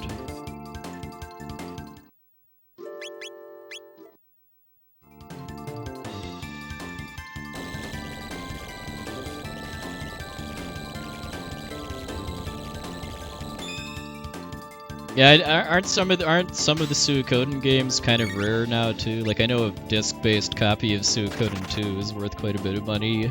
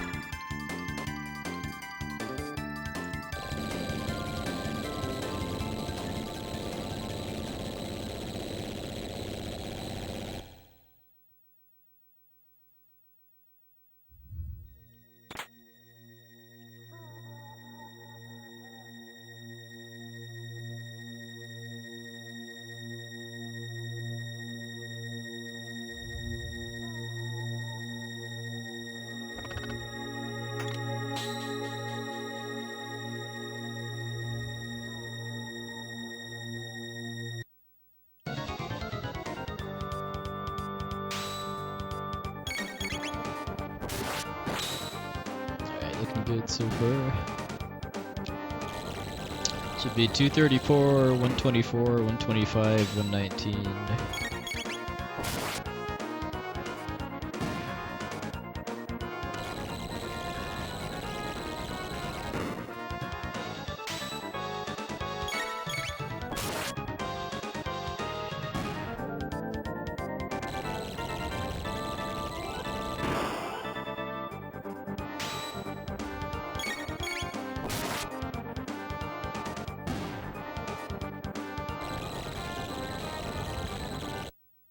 Yeah, that does sound interesting. I mean, there's been some decent ROM hacks already made of this, but PC modding is a whole new can of worms.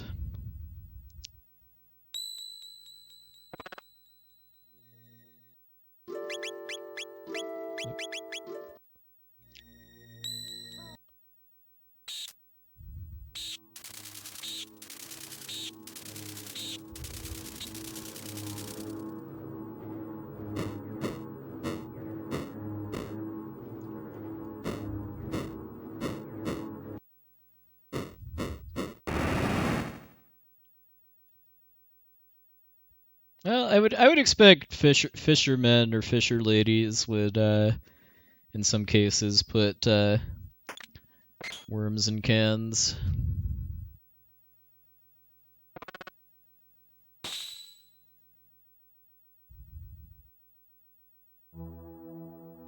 Used to go fishing with my grandpa in Minnesota when I was growing up, but I think he didn't actually use worms for bait. He used leeches, and I don't believe they were stored in a can. They were stored in like a cooler of some kind.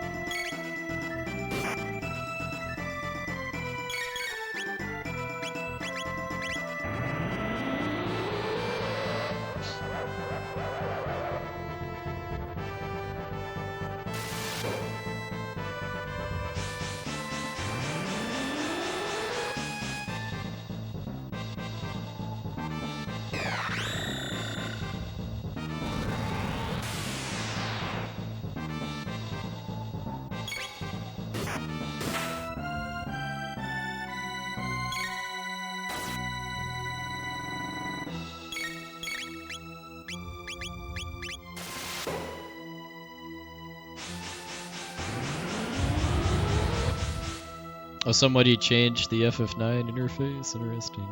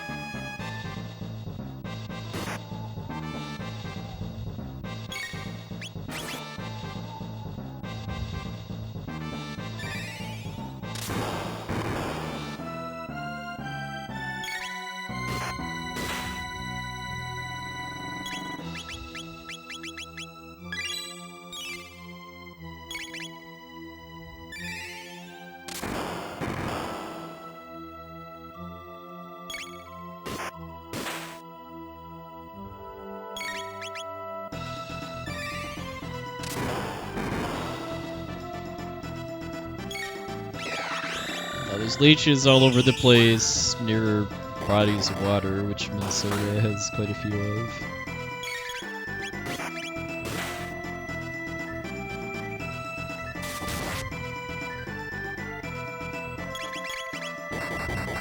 Especially the part my grandparents lived in, which was a ways away from the Twin Cities.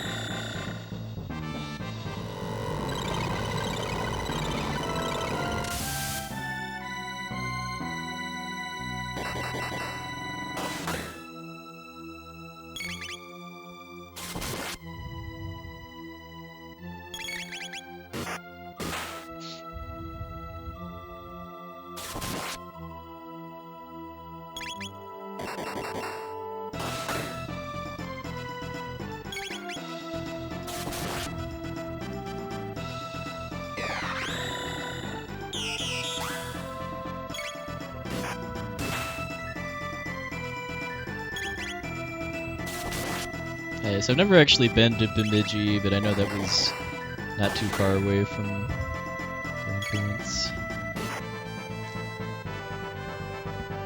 Alright, nice.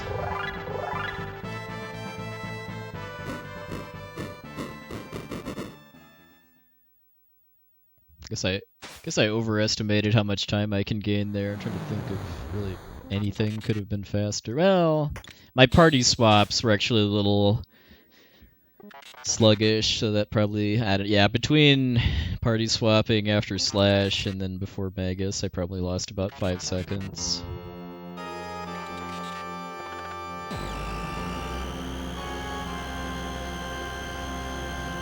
Alright, so if the Tyranno Lair goes well, I can get into the green.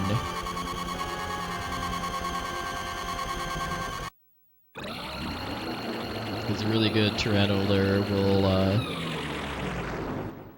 net me about 20 seconds.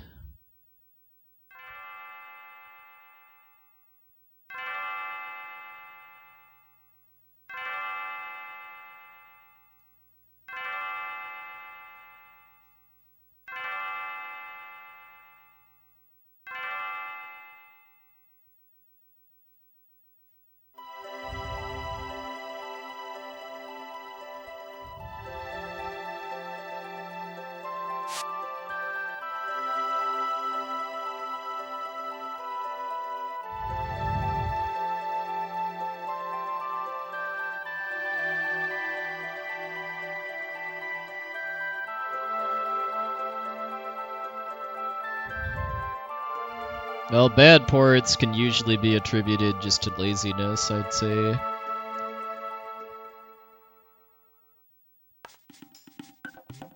Like, I think a lot of the complaints about the UI for the PC ports of Square RPGs is just due to reusing too much code from the mobile versions that came out first.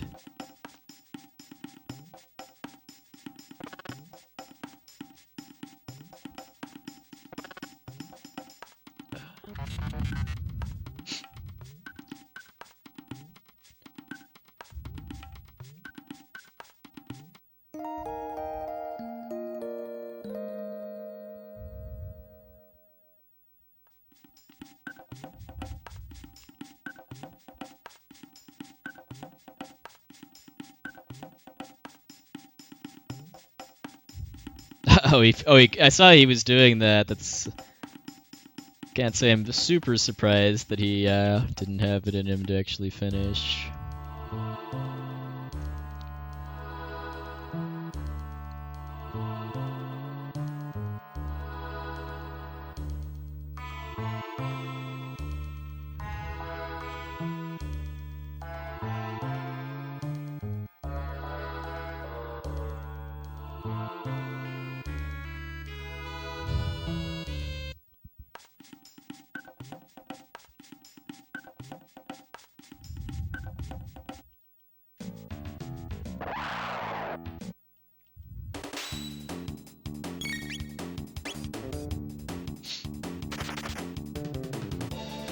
How's that going, Rizu?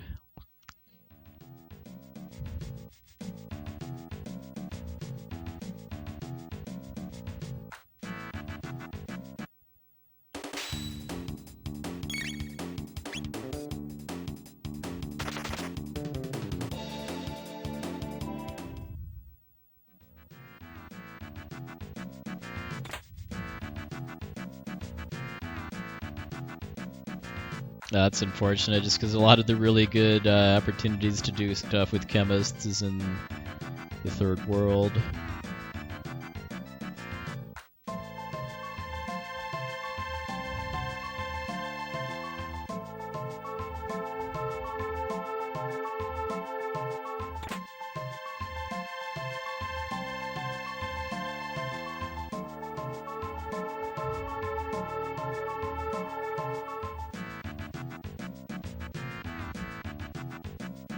Fifth job, I think, is a pretty interesting rule option, though. I'll probably do it if I do a casual fiesta this year.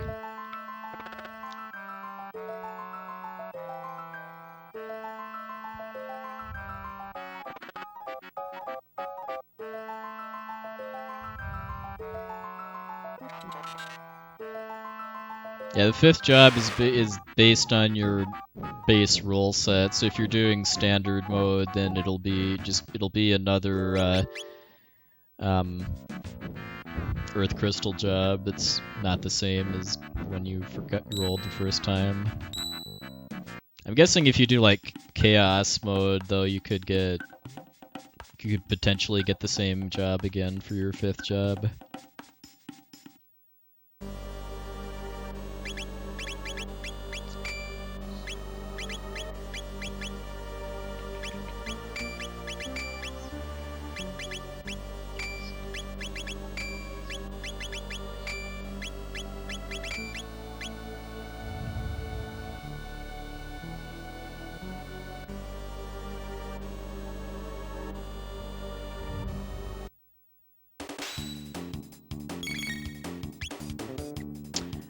Pure Chaos, I believe, allows for duplicate jobs.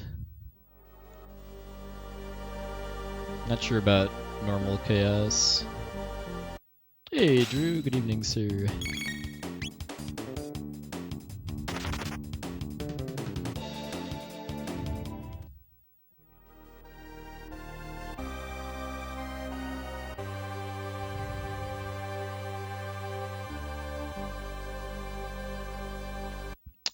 In this case, yes, because the equipment glitch does not give you any resistance to fire, which you do get from the ruby vest, which is why I equipped it there.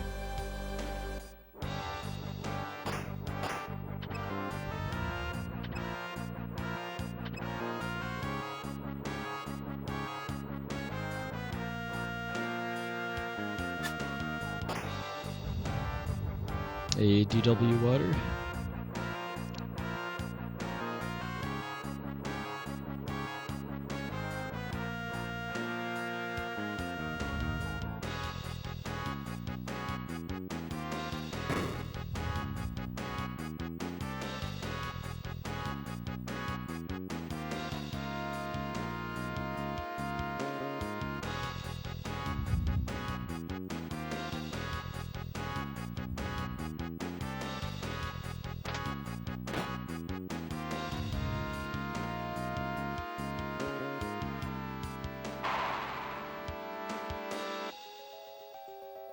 What's my favorite ending for this game? Well, the speedrunner in me would say the developer room ending because that's comically fast and they speed up the credits and everything. Otherwise, I would say the epoch ending, which is just basically the normal ending where you don't crash the epoch into Lavos.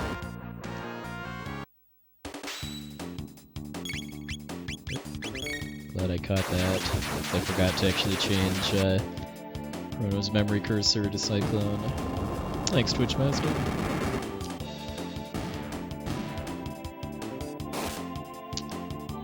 That's a good ending too, Rizzy.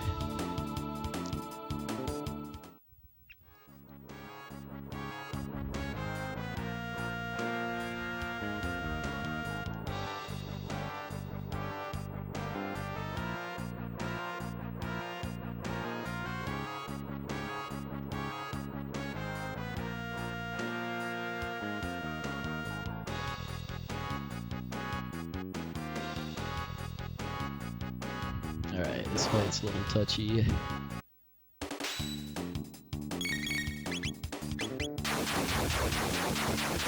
Okay, I'm looking for Ayla to do either 133 or 266 to this Reptite. Okay, so as long as I don't get any extra fights, I should be good for Black Toronto.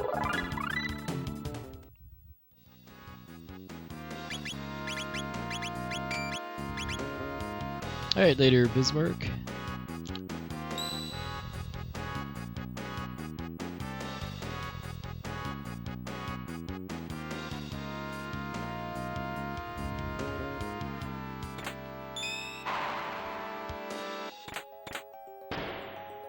Alright, have a good night, Dine.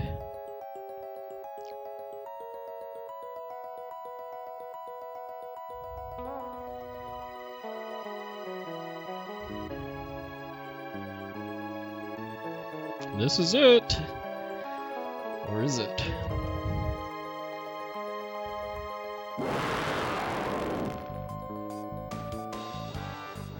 Alright, so solid Tyranno fight and I can get into the green.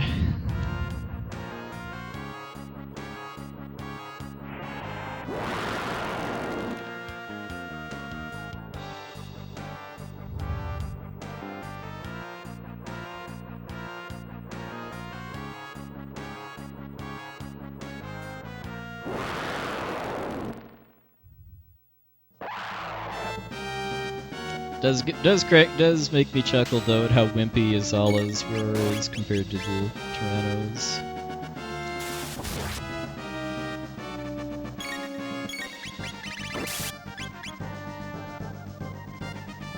Okay, repeat.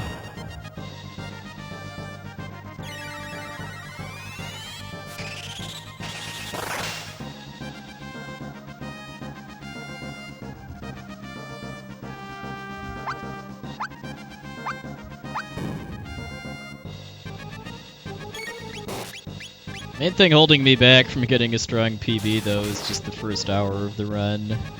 I'm having just such a hard time getting past that first hour without getting like a minute or so into the red.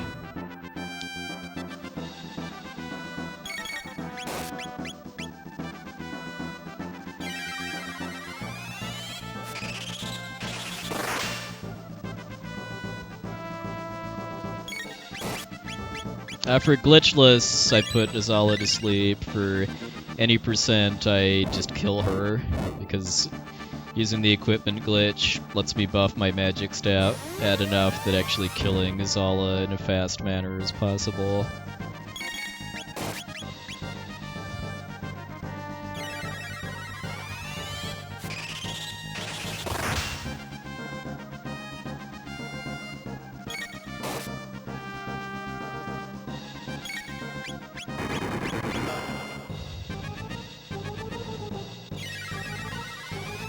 Ah, thanks, Frizzy.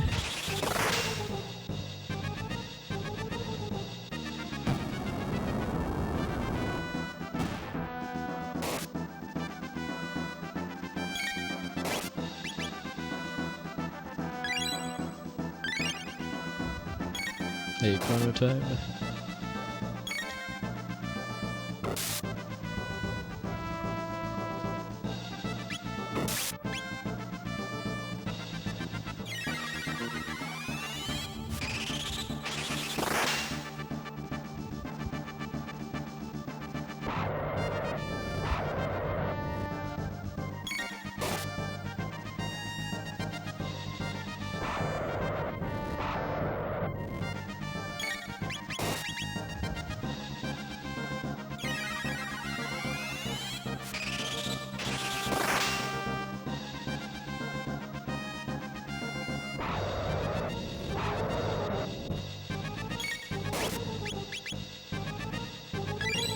Hey, Delta Leads.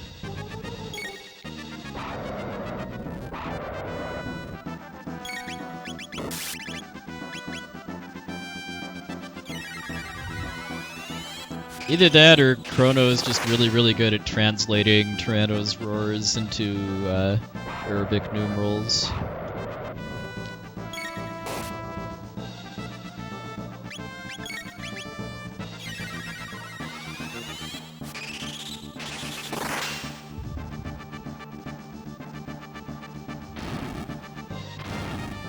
I guess, or telepathy here, or that the way Tyrannos say the number 0 is just through breathing fire.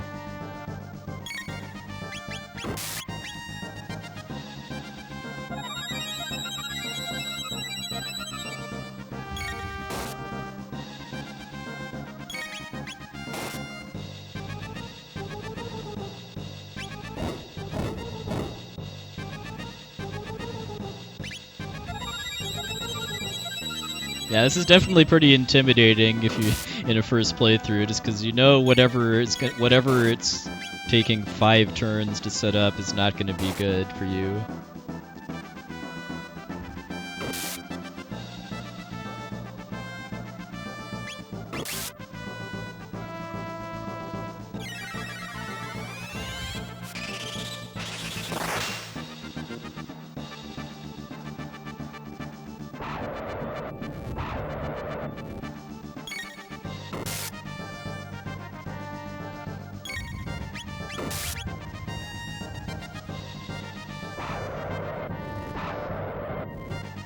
It's because every time the Tyranno roars, you get HP drain status, which is actually pretty inconsequential in this game.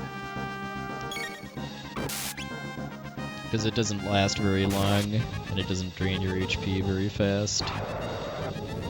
The funny thing though is that it does the roars do count as an attack, so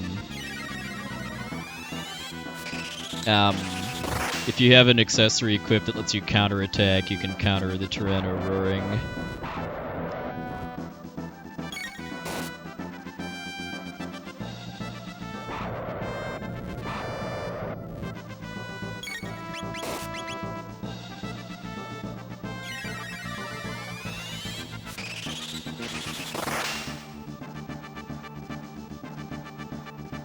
Nice! Oh, another gold too. I golded this last night too.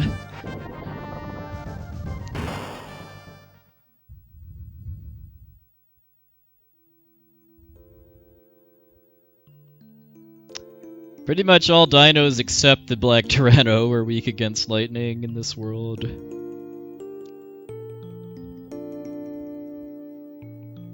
I mean, it does. It's a decent attack for Chrono to use while you're waiting between countdown phases, but it doesn't have any special properties.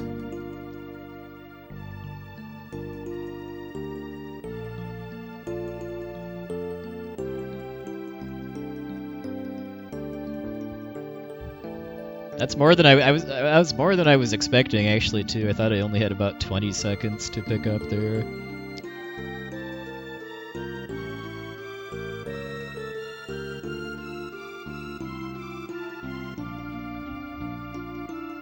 Well, let's see how the rest of this goes. I think I could, if the next 45 minutes are good, I could squeak out a lower 259, I think. Should be my first PB in 2 years, but I really don't think 258 is possible at this pace.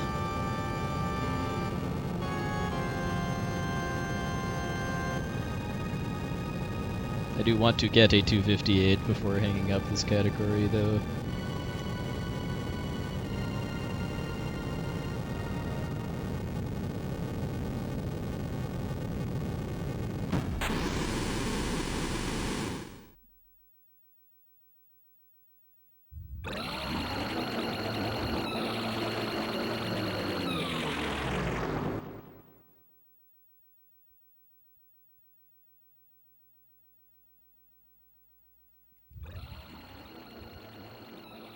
Well, we'll see.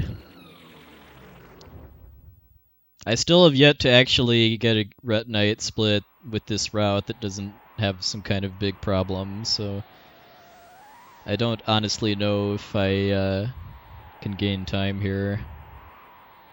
Just because, I mean, like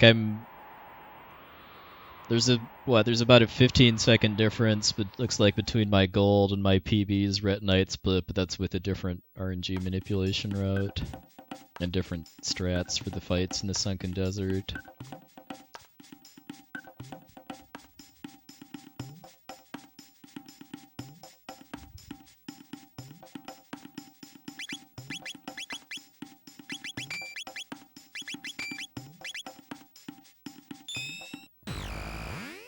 Yeah, yeah, exactly.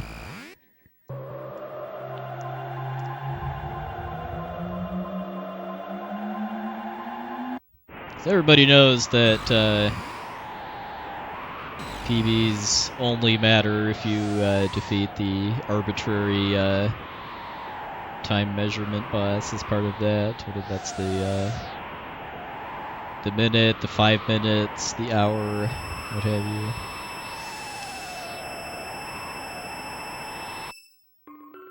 In fact, now that I think about it, I think almost the entire difference between my PB and gold is due to a derp I did right here, where I was holding the wrong D-pad button and ended up going back up one of the skyways, which is like about roughly a 15-second loss. When do I go to fight Lavos? Pretty soon.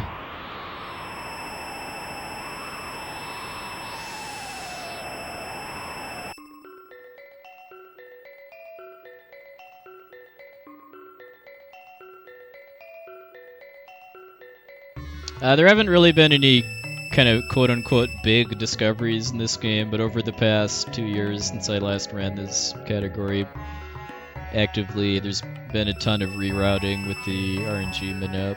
Most of which I'm actually not using because it's not marathon safe in my opinion.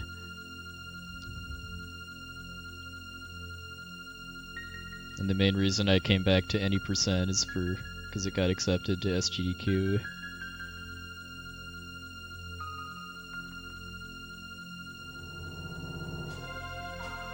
Yeah, exactly. Well, one of my ulterior motives there is the fact that when I last ran this in 2015, the world record was 258.59. And I could have beaten that if I'd have kept grinding this after cutting 3 for the first time.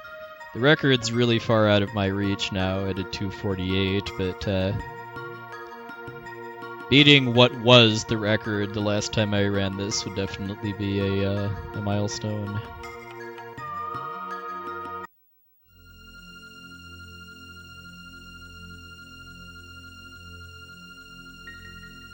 Red Slash has the record.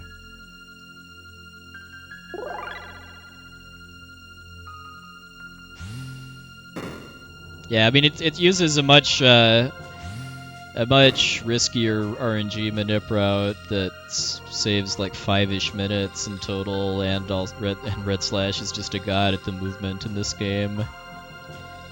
Which includes remapping his controls so that he can do the fade-out glitch more optimally too.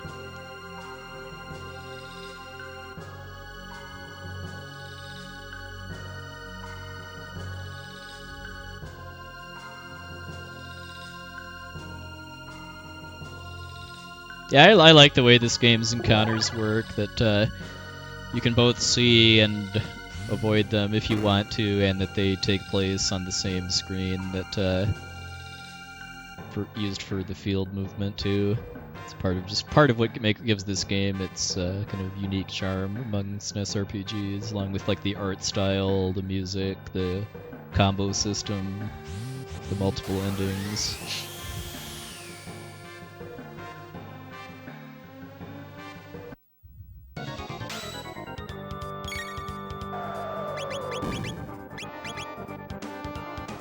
No, I've never played Subterra Core.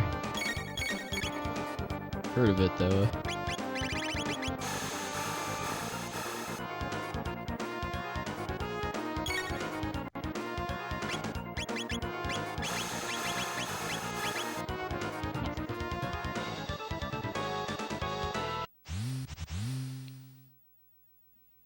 If anyone hasn't seen this run before, it's much faster to lose this fight than to win it, just because the game still continues the same way if you lose. But it's part of the routing too, is to finish the Black Tyranno fight with low HP, so that you can then die to the golem really fast. It's also why I changed his element to lightning, so that he would use AoE attacks instead of single target attacks.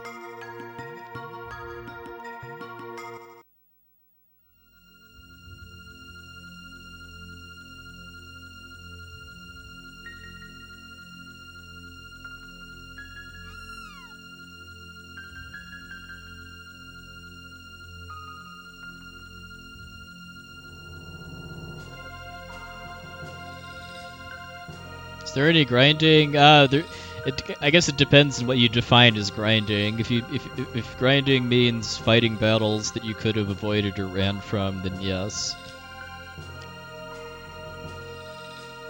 I do a little bit of fighting before going into the cathedral, and then before the Black Tyranno, in both cases for tech points.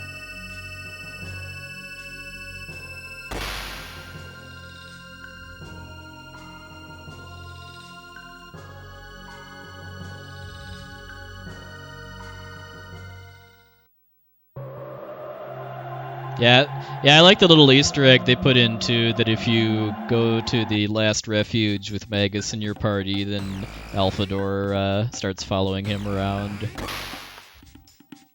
Thank you, Scraps MC.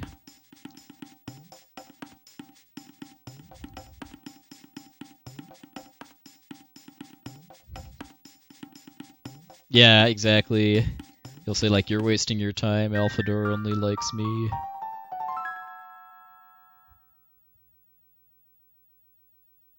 Which ends up not being the case, because Alphador is playing with one of the kids at the last refuge. If you don't have Magus in your party.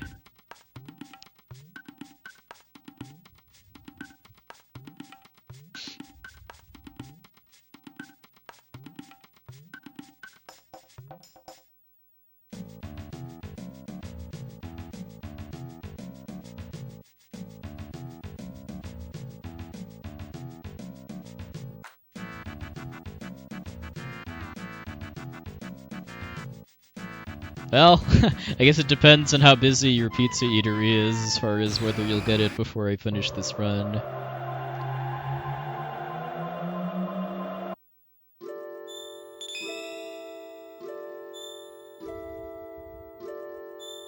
If it were me, pretty unlikely. Like, if I ordered pizza around this time of day, it would almost certainly be here within 40 minutes.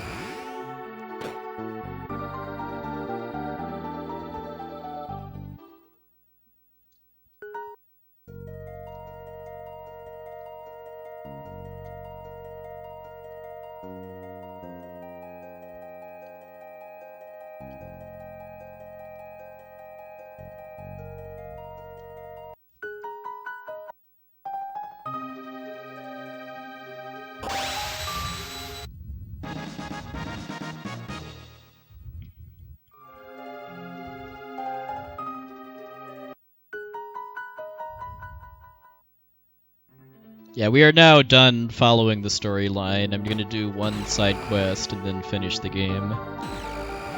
Because I basically just played through the storyline up until I got the pendant, which then lets me get the remaining items that I need in order to be able to get an ending.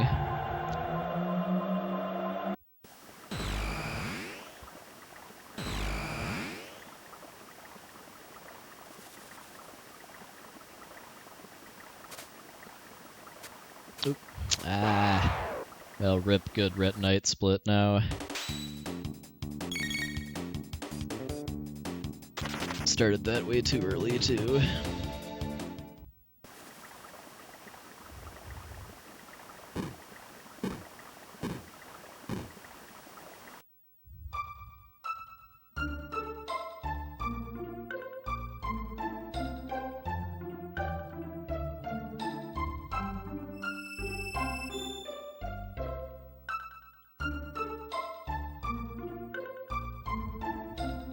Like, the route the world record uses is actually able to skip getting the blue vest completely, along with a bunch of other stuff, just because of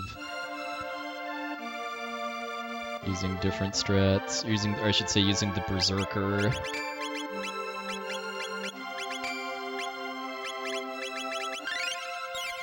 For a lot of the final battles. Because the Berserker gives you a defense buff that a lot of people don't know about.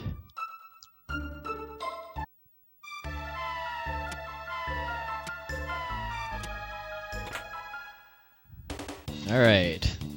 Let's see if this fight cooperates this time.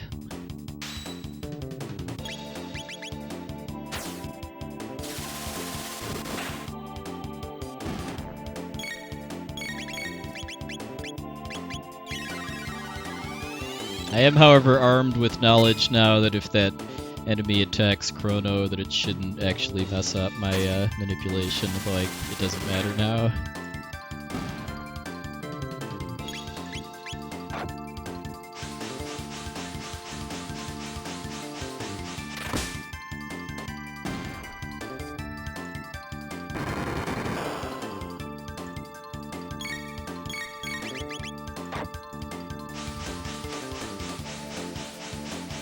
Yeah, I did a bunch of practice on that battle the other day, and I thought that if Chrono got hurt in this fight, that it actually messed up the manip for the next two fights, but in my practice it turned out not to be the case. It just wastes a bit of time with the attack animation and then having to heal Chrono before Retinite.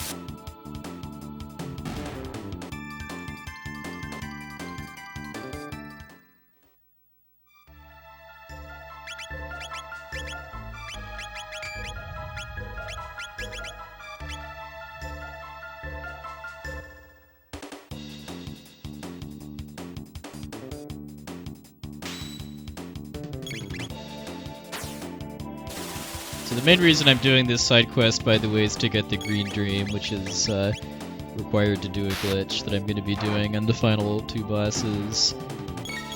But this also is a really fast way to level up as far as experience and tech points.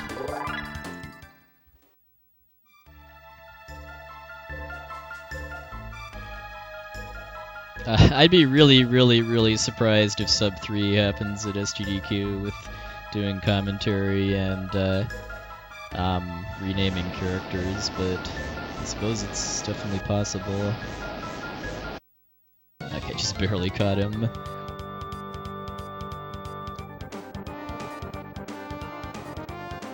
My guess is that renaming characters is going to cost me about 90 seconds between actually doing the renaming and the slower text boxes.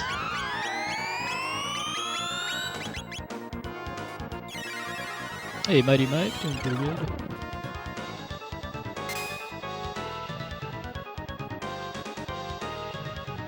Well, I hope it's sub 310, especially given that my estimate is 315.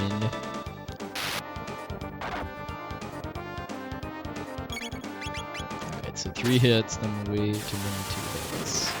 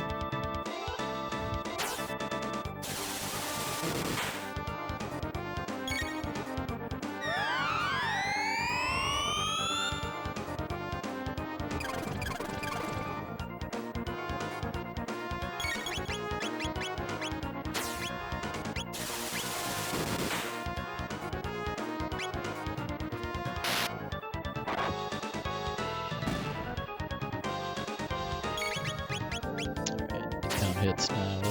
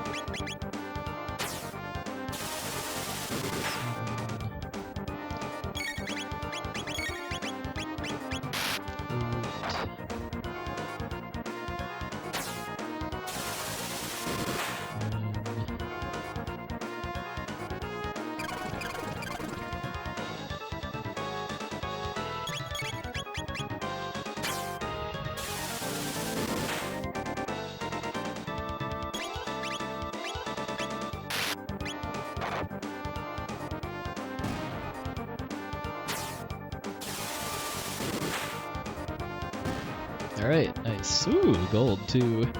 It could have been a better gold if I hadn't failed bird skip, but that's what next round is for.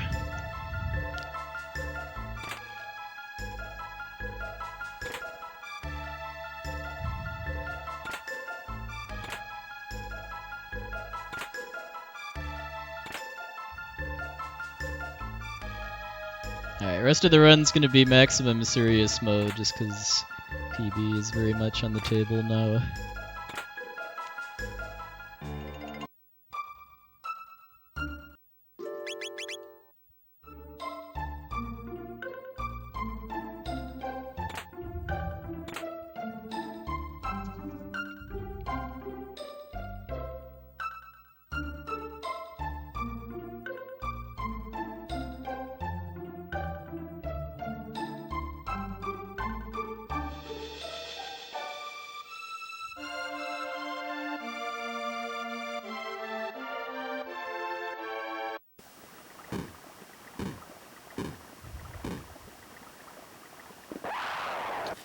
Just word of warning though, I'm not going to be able to match the lava shell time in my PB just because of route changes, basically. Because I used a different route for the sunken desert that's a lot easier to set up and execute, but the trade-off for that is that I now need to reset before lava's shell for RNG reseeding, which is going to cost me some time. It's not going to cost me 35.6 seconds though.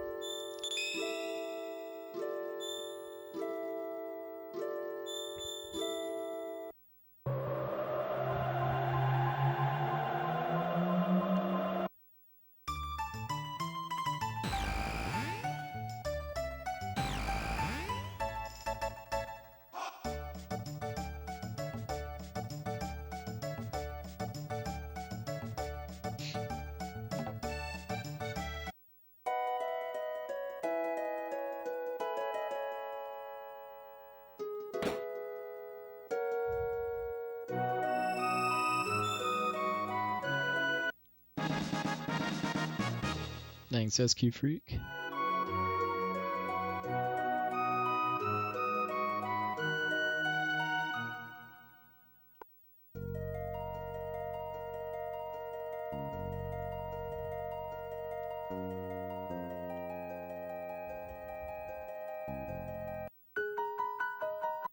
A zero bladage.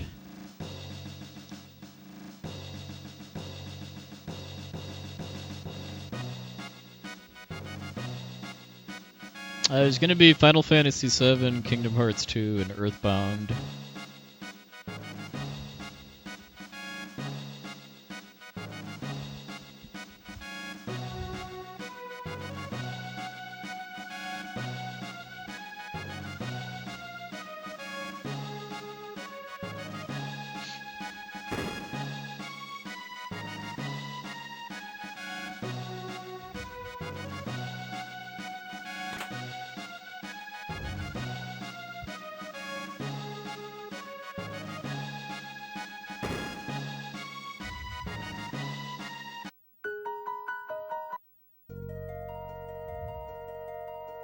A lot of grenades, a lot of Molotovs, and a lot of Tifa punching stuff.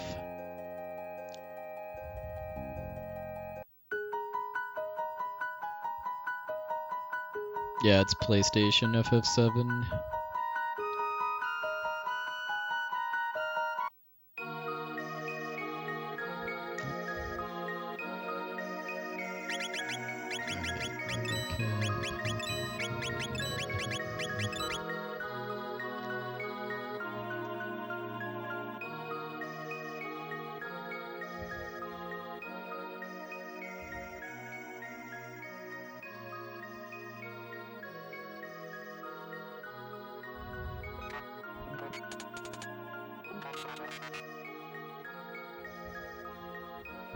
My main concern with that shopping menu is just to make sure I sell the Aeon helm and not the Aeon suit, because I do need the Aeon suit in order to be able to complete the run.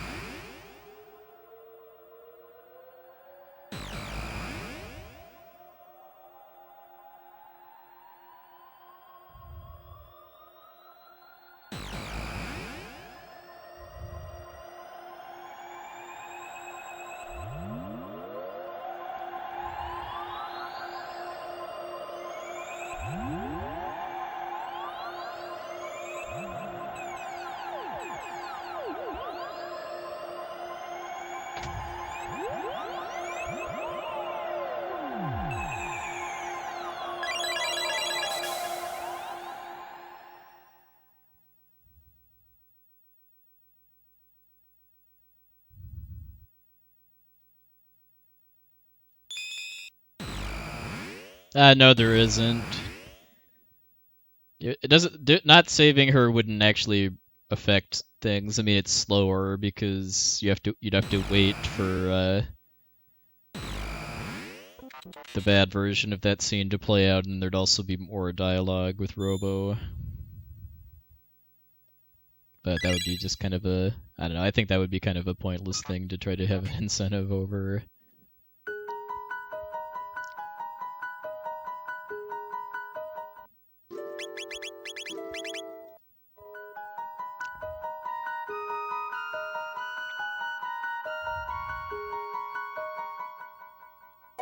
It's just naming the characters. I couldn't really think of any other incentives for any percent that wouldn't add a lot of time, because most of the really good non-naming incentives for this game require 100%.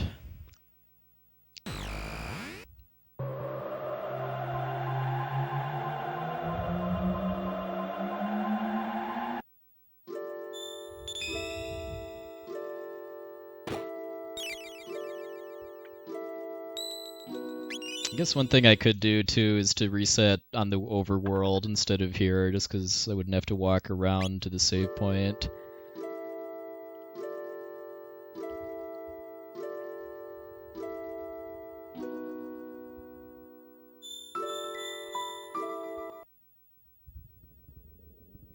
Alright, well,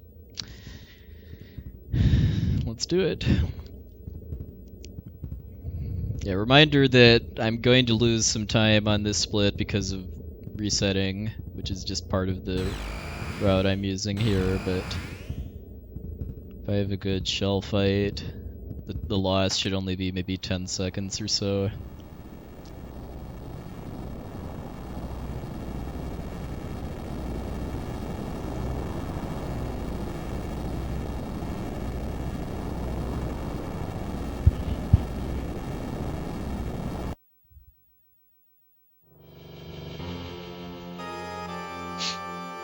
There's places I could fight Specchio without it affecting the Manip, but it would just, I don't know, it just doesn't seem like a very strong incentive.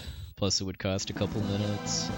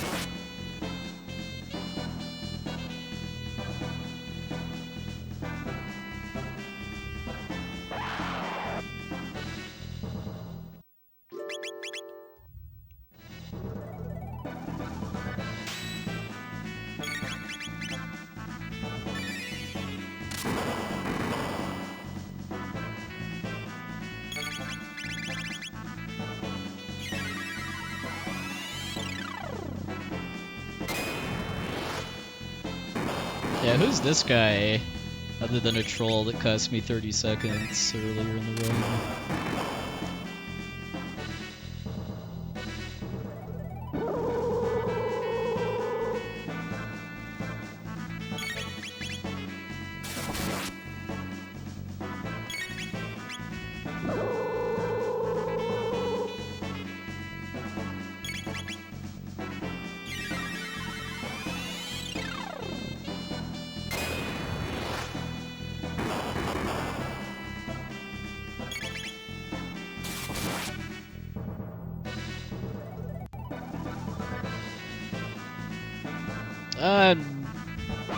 Nothing really.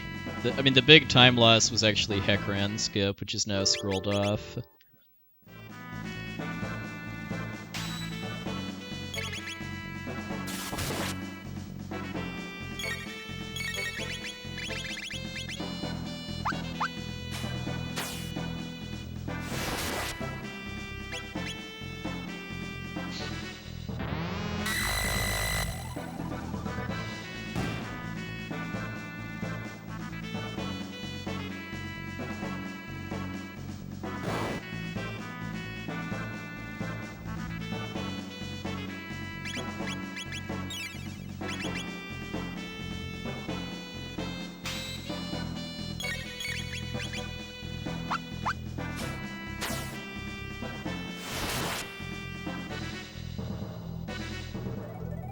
Yeah, it is the dimensional vortex or whatever it is definitely a bit on the hypnotic side if you stare at it long enough.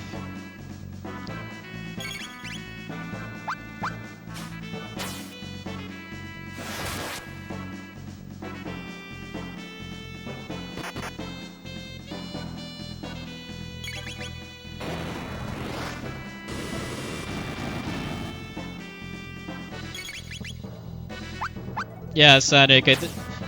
There are a few things that I would change about this game, but one of them is to change a few things about these refights. Like one, let you skip them completely if you get here via the Black Omen. Because if you're strong enough to defeat Queen Seal, having to do all these refights just seems kind of pointless.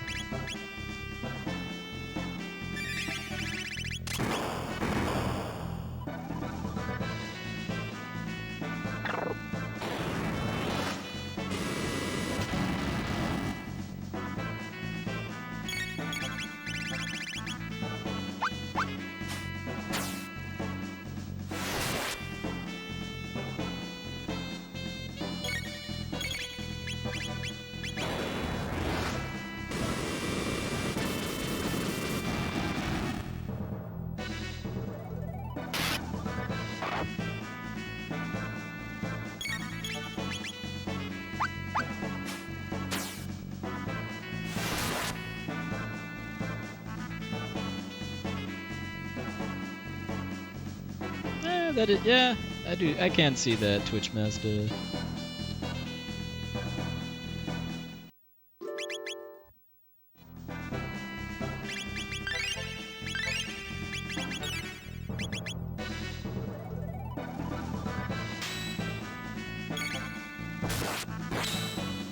That spirit is also why I kind of like doing the fight with this music instead of the music you get for Black Omen, which is Lavos' theme.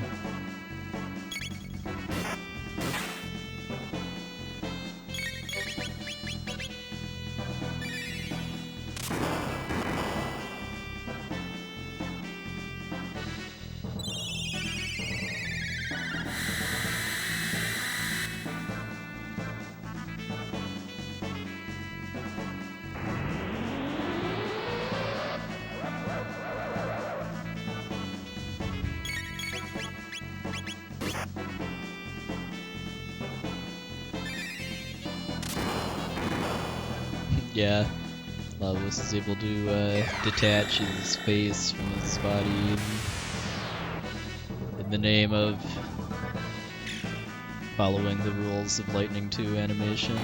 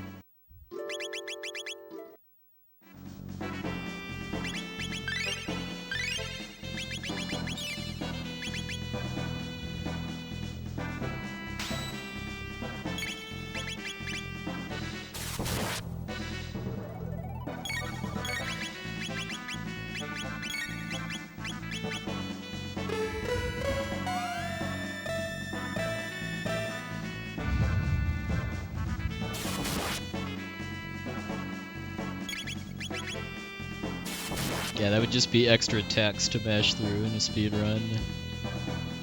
Although getting experience for Black Tyranno and Giga Gaia would actually level you in this kind of a run.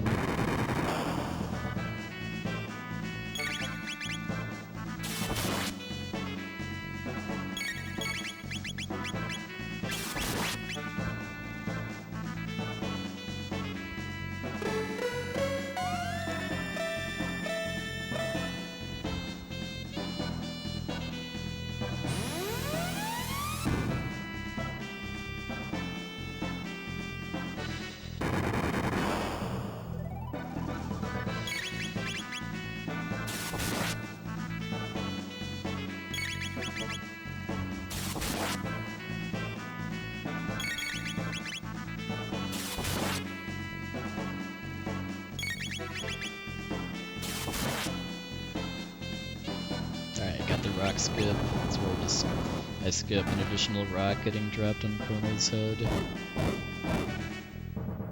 Yeah, there's quite a few RPGs in SGDQ this year, which is cool.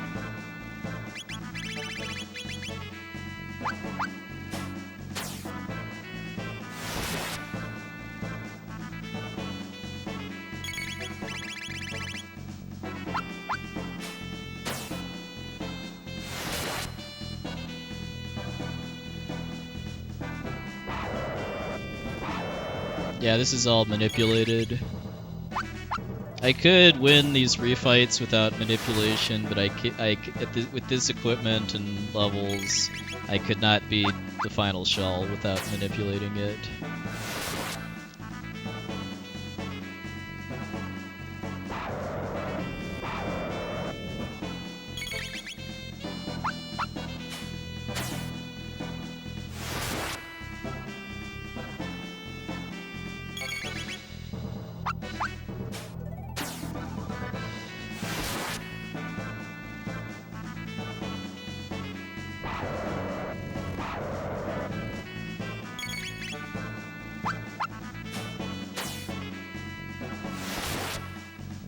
No.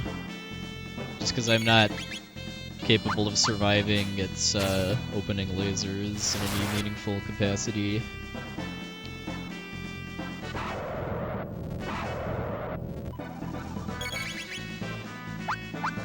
That's kind of the main gatekeeper to actually being able to fight Lavos glitchless, is just being able to tank that laser attack.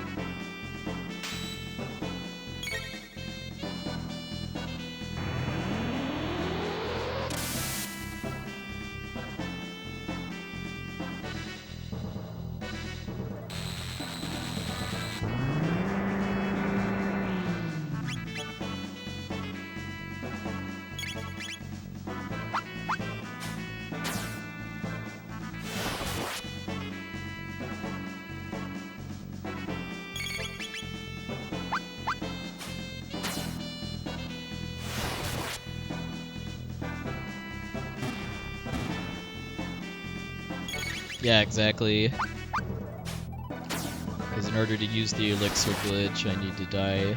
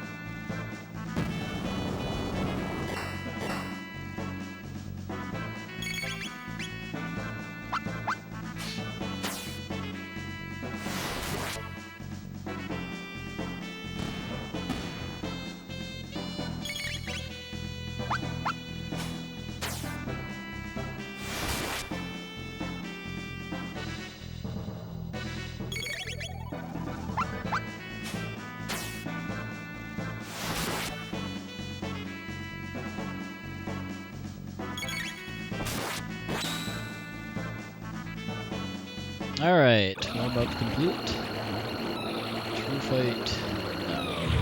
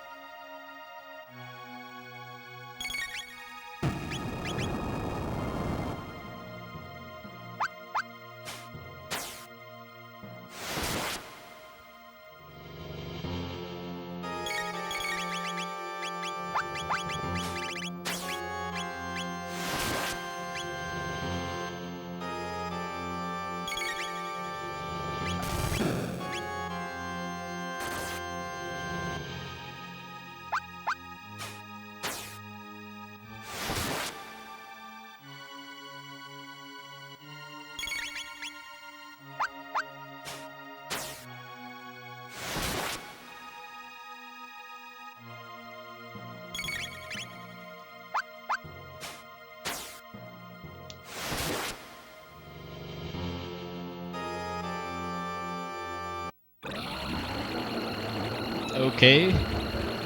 Was not expecting a gold there with having to reset, but I guess I had a good shell fight.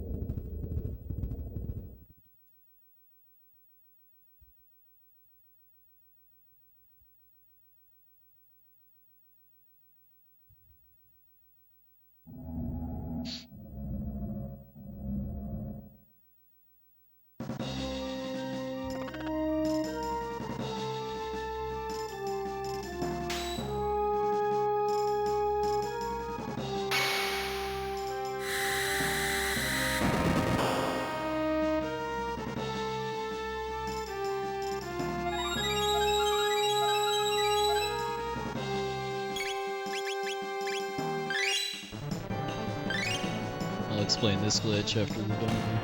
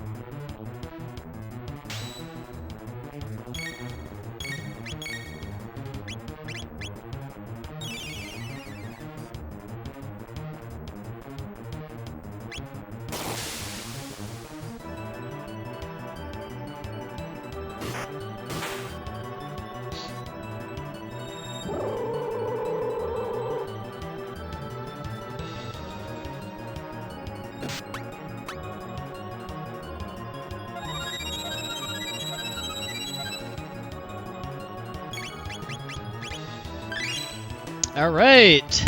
258. That is a nice improvement.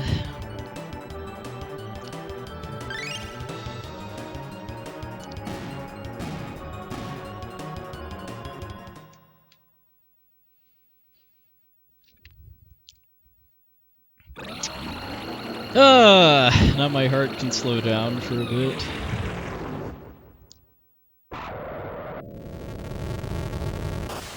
Okay, so as promised, what happened there was I used a glitch called the Elixir Overflow glitch, where if you kill off your whole party and then have a character revive with the Green Dream accessory, which gives you re-raise status, it puts the game into a state where it thinks your whole party is still dead. And while it's in that state, you can use healing items on enemies, which you can't normally do. And then using an elixir on an enemy with over about 16,000 HP will give them more HP than the game's programmed to be able to track and cause it to wrap around to a negative value, so they die instantly.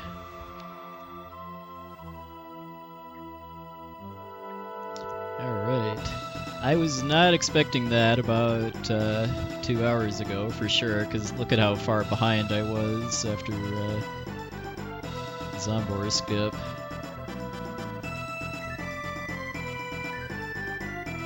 I don't think a cleaner Hecaran skip would have meant a 257, but that was probably about 30 seconds or so that I lost there.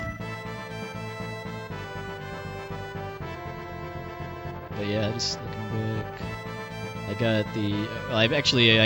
I guaranteed myself getting not guilty because I red chatted a wrong spot and mashed yes on the first option.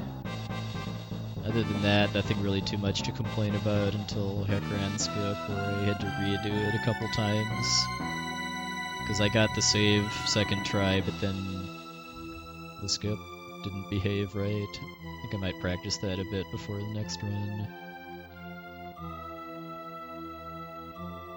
And Magus's Castle gave me my roughly 50 seconds I was counting on. Yeah, a bunch of golds in the end game too. Tyrannosaur was good. The only real issue with the Retinite split was failing bird skip on my way there, which was like, I don't know, like 10 seconds or so lost.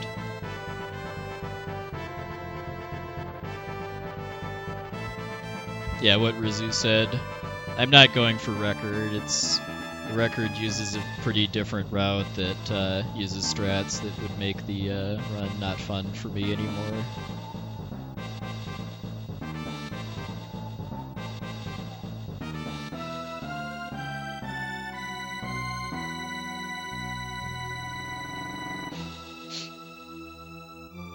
But yeah, I was getting a gold on Lavos Shell though was probably the most surprising thing to me in this run though, because my PB went directly from Retinite to Lavos Shell without having to reload, and so doing that was about 10 seconds or so here, maybe more like 15, and I guess I just must have had a really, really cleanly executed shell fight to actually gain time there. This ending is called What the Prophet Seeks. It's the ending you get if you beat the game, basically after getting kicked out of Zeal Kingdom, but before rescuing Melchior from Mount Woe. Actually, maybe that's not even the cutoff for it. Maybe the cutoff is finishing the Blackbird is when the next ending comes into play.